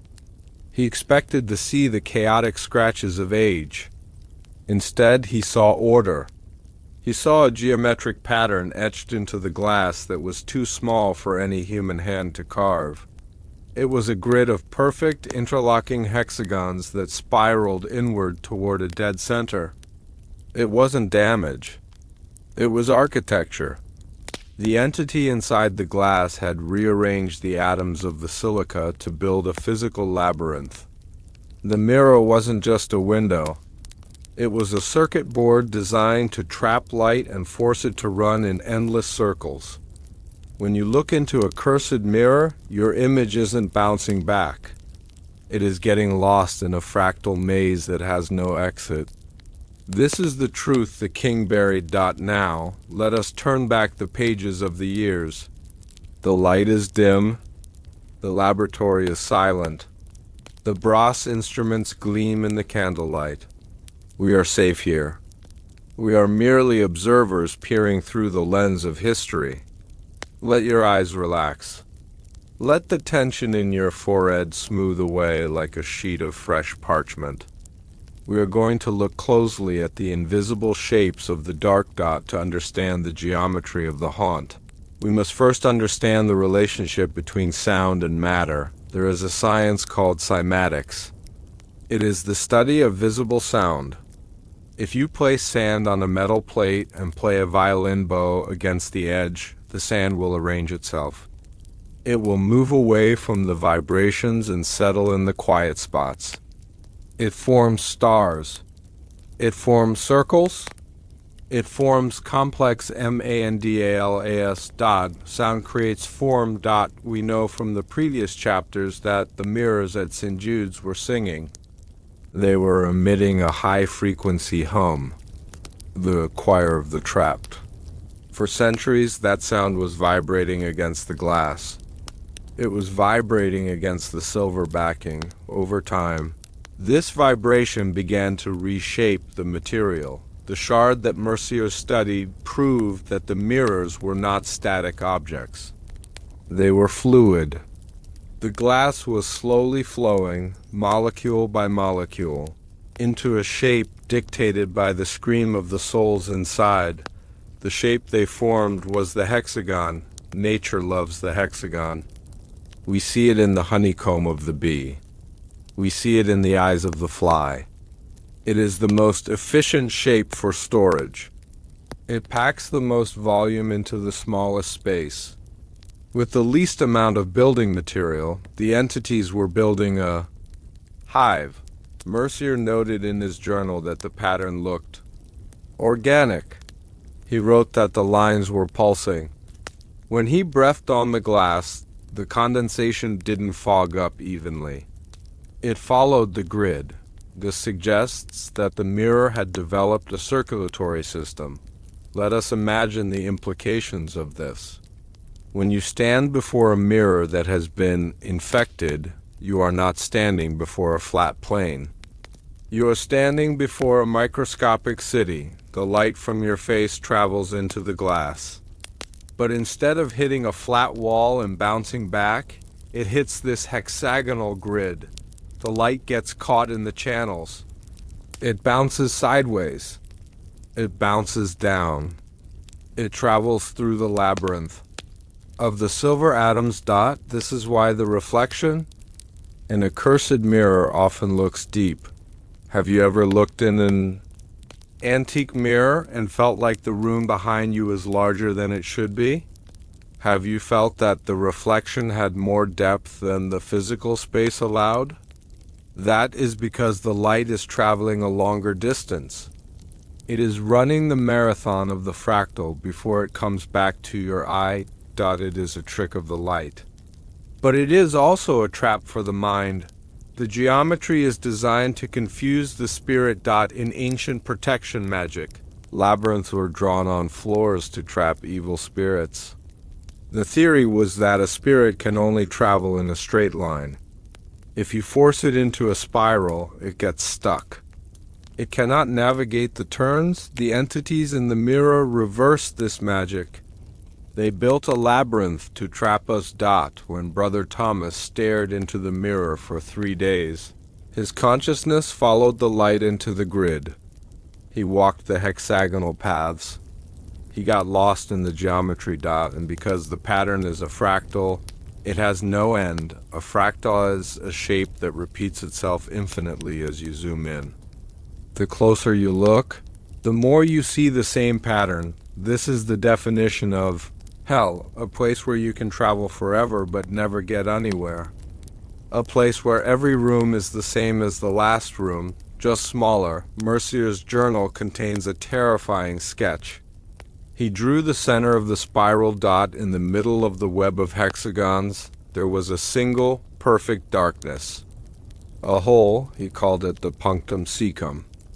The blind point. He theorized that this was the drain. This was where the energy went. All the light captured by the hexagons was funneled down into this microscopic singularity dot. It is a black hole on a molecular scale. This informs us about the heat of the mirrors. We talked about how the mirrors felt cold. That is because they are absorbing energy. But where does that energy go? It goes into the blind point. It is being transmitted somewhere else. This turns the mirror from a storage device into a transmission dish. The geometry is an antenna. Let us look at the frame again. The woodwork around these mirrors often featured chaotic, swirling designs, baroque leaves, twisted vines, gargoyles. Art historians say this is just the style of the era, but looking at it through the lens of containment, the frame serves a function. The chaotic, irregular shapes of the wood disrupt the perfect order of the glass. The frame is a breaker. It is designed to stop the geometric pattern from spreading to the wall. If you put a cursed mirror on a wall without a frame, the pattern would bleed. The wallpaper would start to peel in hexagonal shapes. The plaster would crack in spirals. The infection would terraform the house. There are reports of this happening. In a manor house in Devon, England in 1920, a room was sealed off because the walls started to When they stripped the wallpaper, they found that the brickwork had shifted. The mortar had rearranged itself into a grid. The house was trying to become a mirror. This is the power of the geometry. It is viral. It imposes its order on chaotic matter. Let us drift deeper into the visual experience. If you look at a bright light and then close your eyes, you see patterns, phosphenes, swirling, colors, geometries. This is your brain trying to make sense of the overstimulation. But victims of the mirror trap reported seeing these patterns. With their eyes open, they would look at the world, and they would see a faint hexagonal overlay, like a net draped over reality. They were seeing the bars of the cage. Their vision had been permanently altered by the exposure to the mirror's geometry. They could no longer see the world as organic. They could only see the math. This leads to a loss of humanity. If you see your loved ones as just a collection of angles and curves, you stop loving them. You start analyzing them. You become like the mirror, cold, calculating, reflective. The Vatican scientists who studied the Mercier shard eventually destroyed it. They crushed it into powder. But even the powder was strange. When they poured the dust onto a table, it didn't form a pile. It spread out. It flattened itself into a perfect circle. The instinct of the geometry remained. Even after the structure was broken. This brings us to the modern day. We use screens. Our phones. Our televisions. A screen is a grid of pixels. It is a geometry of squares. When you look at your phone, you are looking at millions of tiny lit squares. Is it possible that the entities have adapted to this new geometry? The hexagon is efficient for storage, but the square is efficient for data. Perhaps the new Silver City is not a hive, but a grid.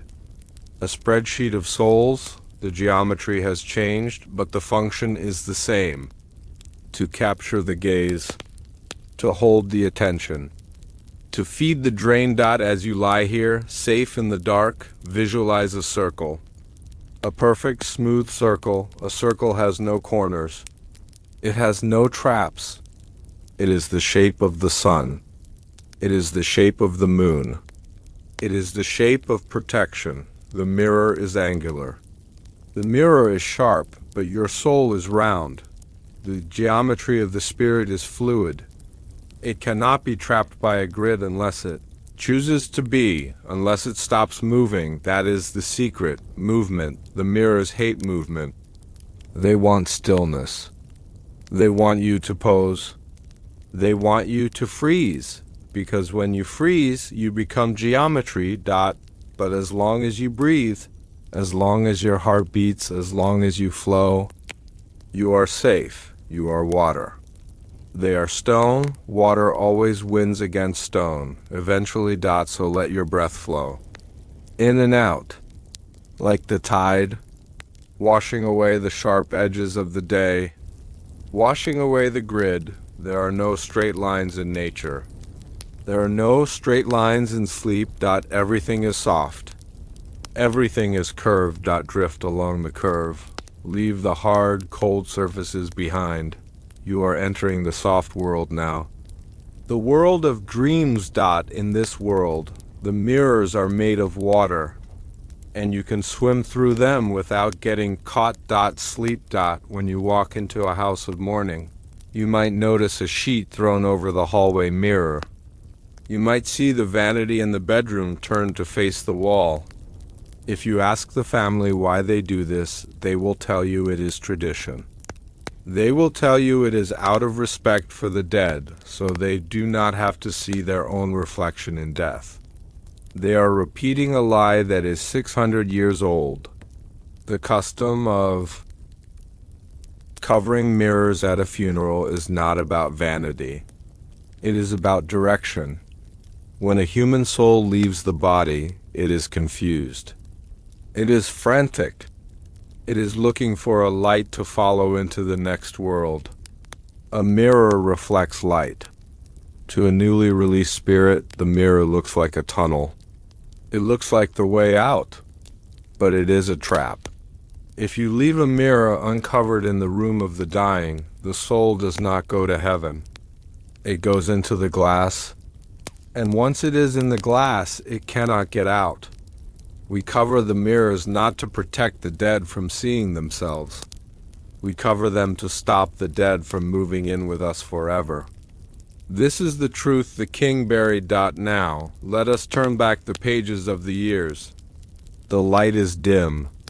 The room is heavy with the scent of lilac and burning candles. The clock on the mantel has been stopped. We are safe here. We are sitting in a Victorian parlor in the quiet hour before the dawn. Let your shoulders drop. Let the silence of the house wrap around you. We are going to explore the rituals we perform to keep the darkness at bay. To understand the funeral custom, we must understand the physics of the release. When the biological machine stops, the energy that powered it has to go somewhere. The law of conservation of energy states that energy cannot be created or destroyed. It can only change form. In the moments after death, that energy expands. It fills the room. It is searching for a frequency it can resonate with. The Vatican Decree of 1326 was the first legal document to mention the soul trap effect of mirrors during death. It stated that the speculary, the mirror men, were required to attend the funerals of nobility. Their job wasn't to mourn.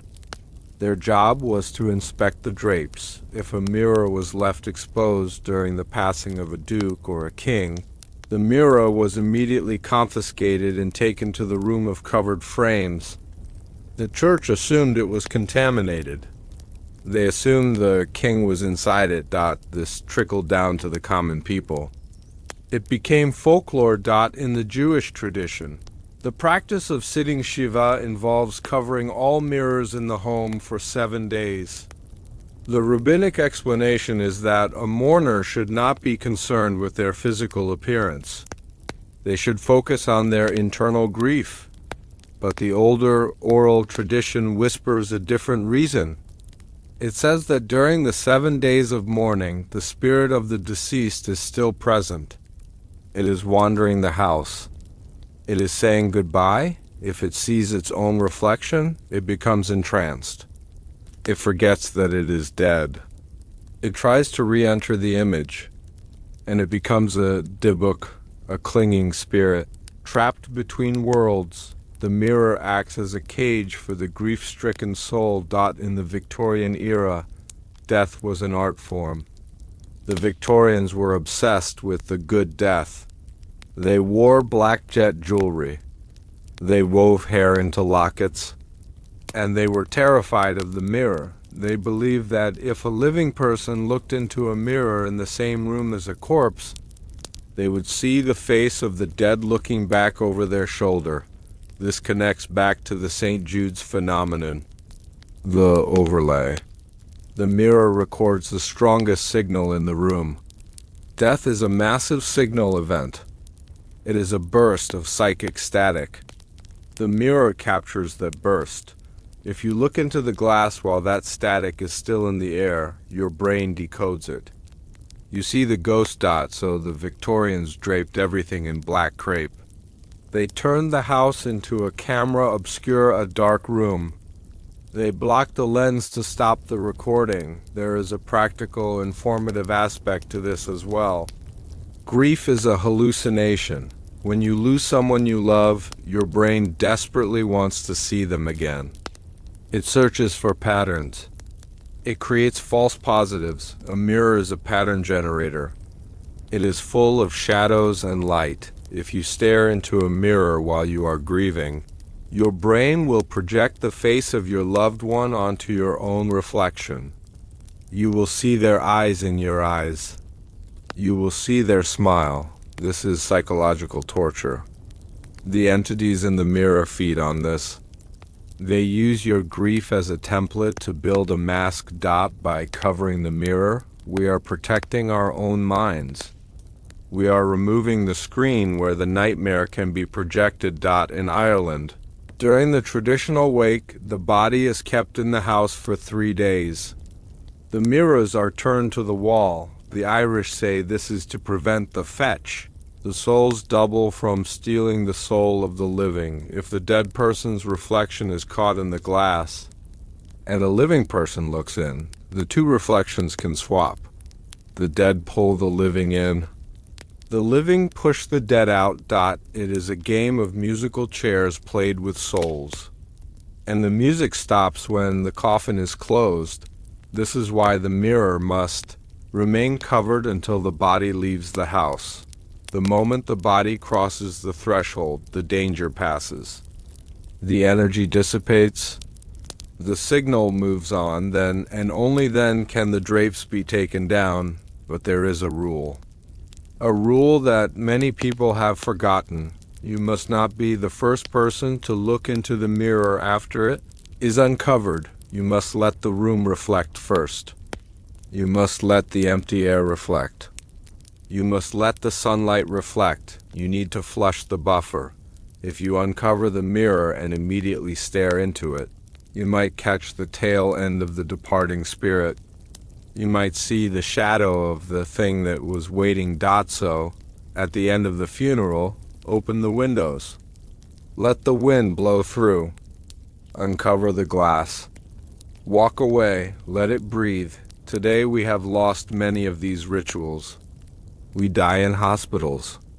We die in sterile rooms full of machines and glass monitors. Hospitals do not cover the screens when a patient dies.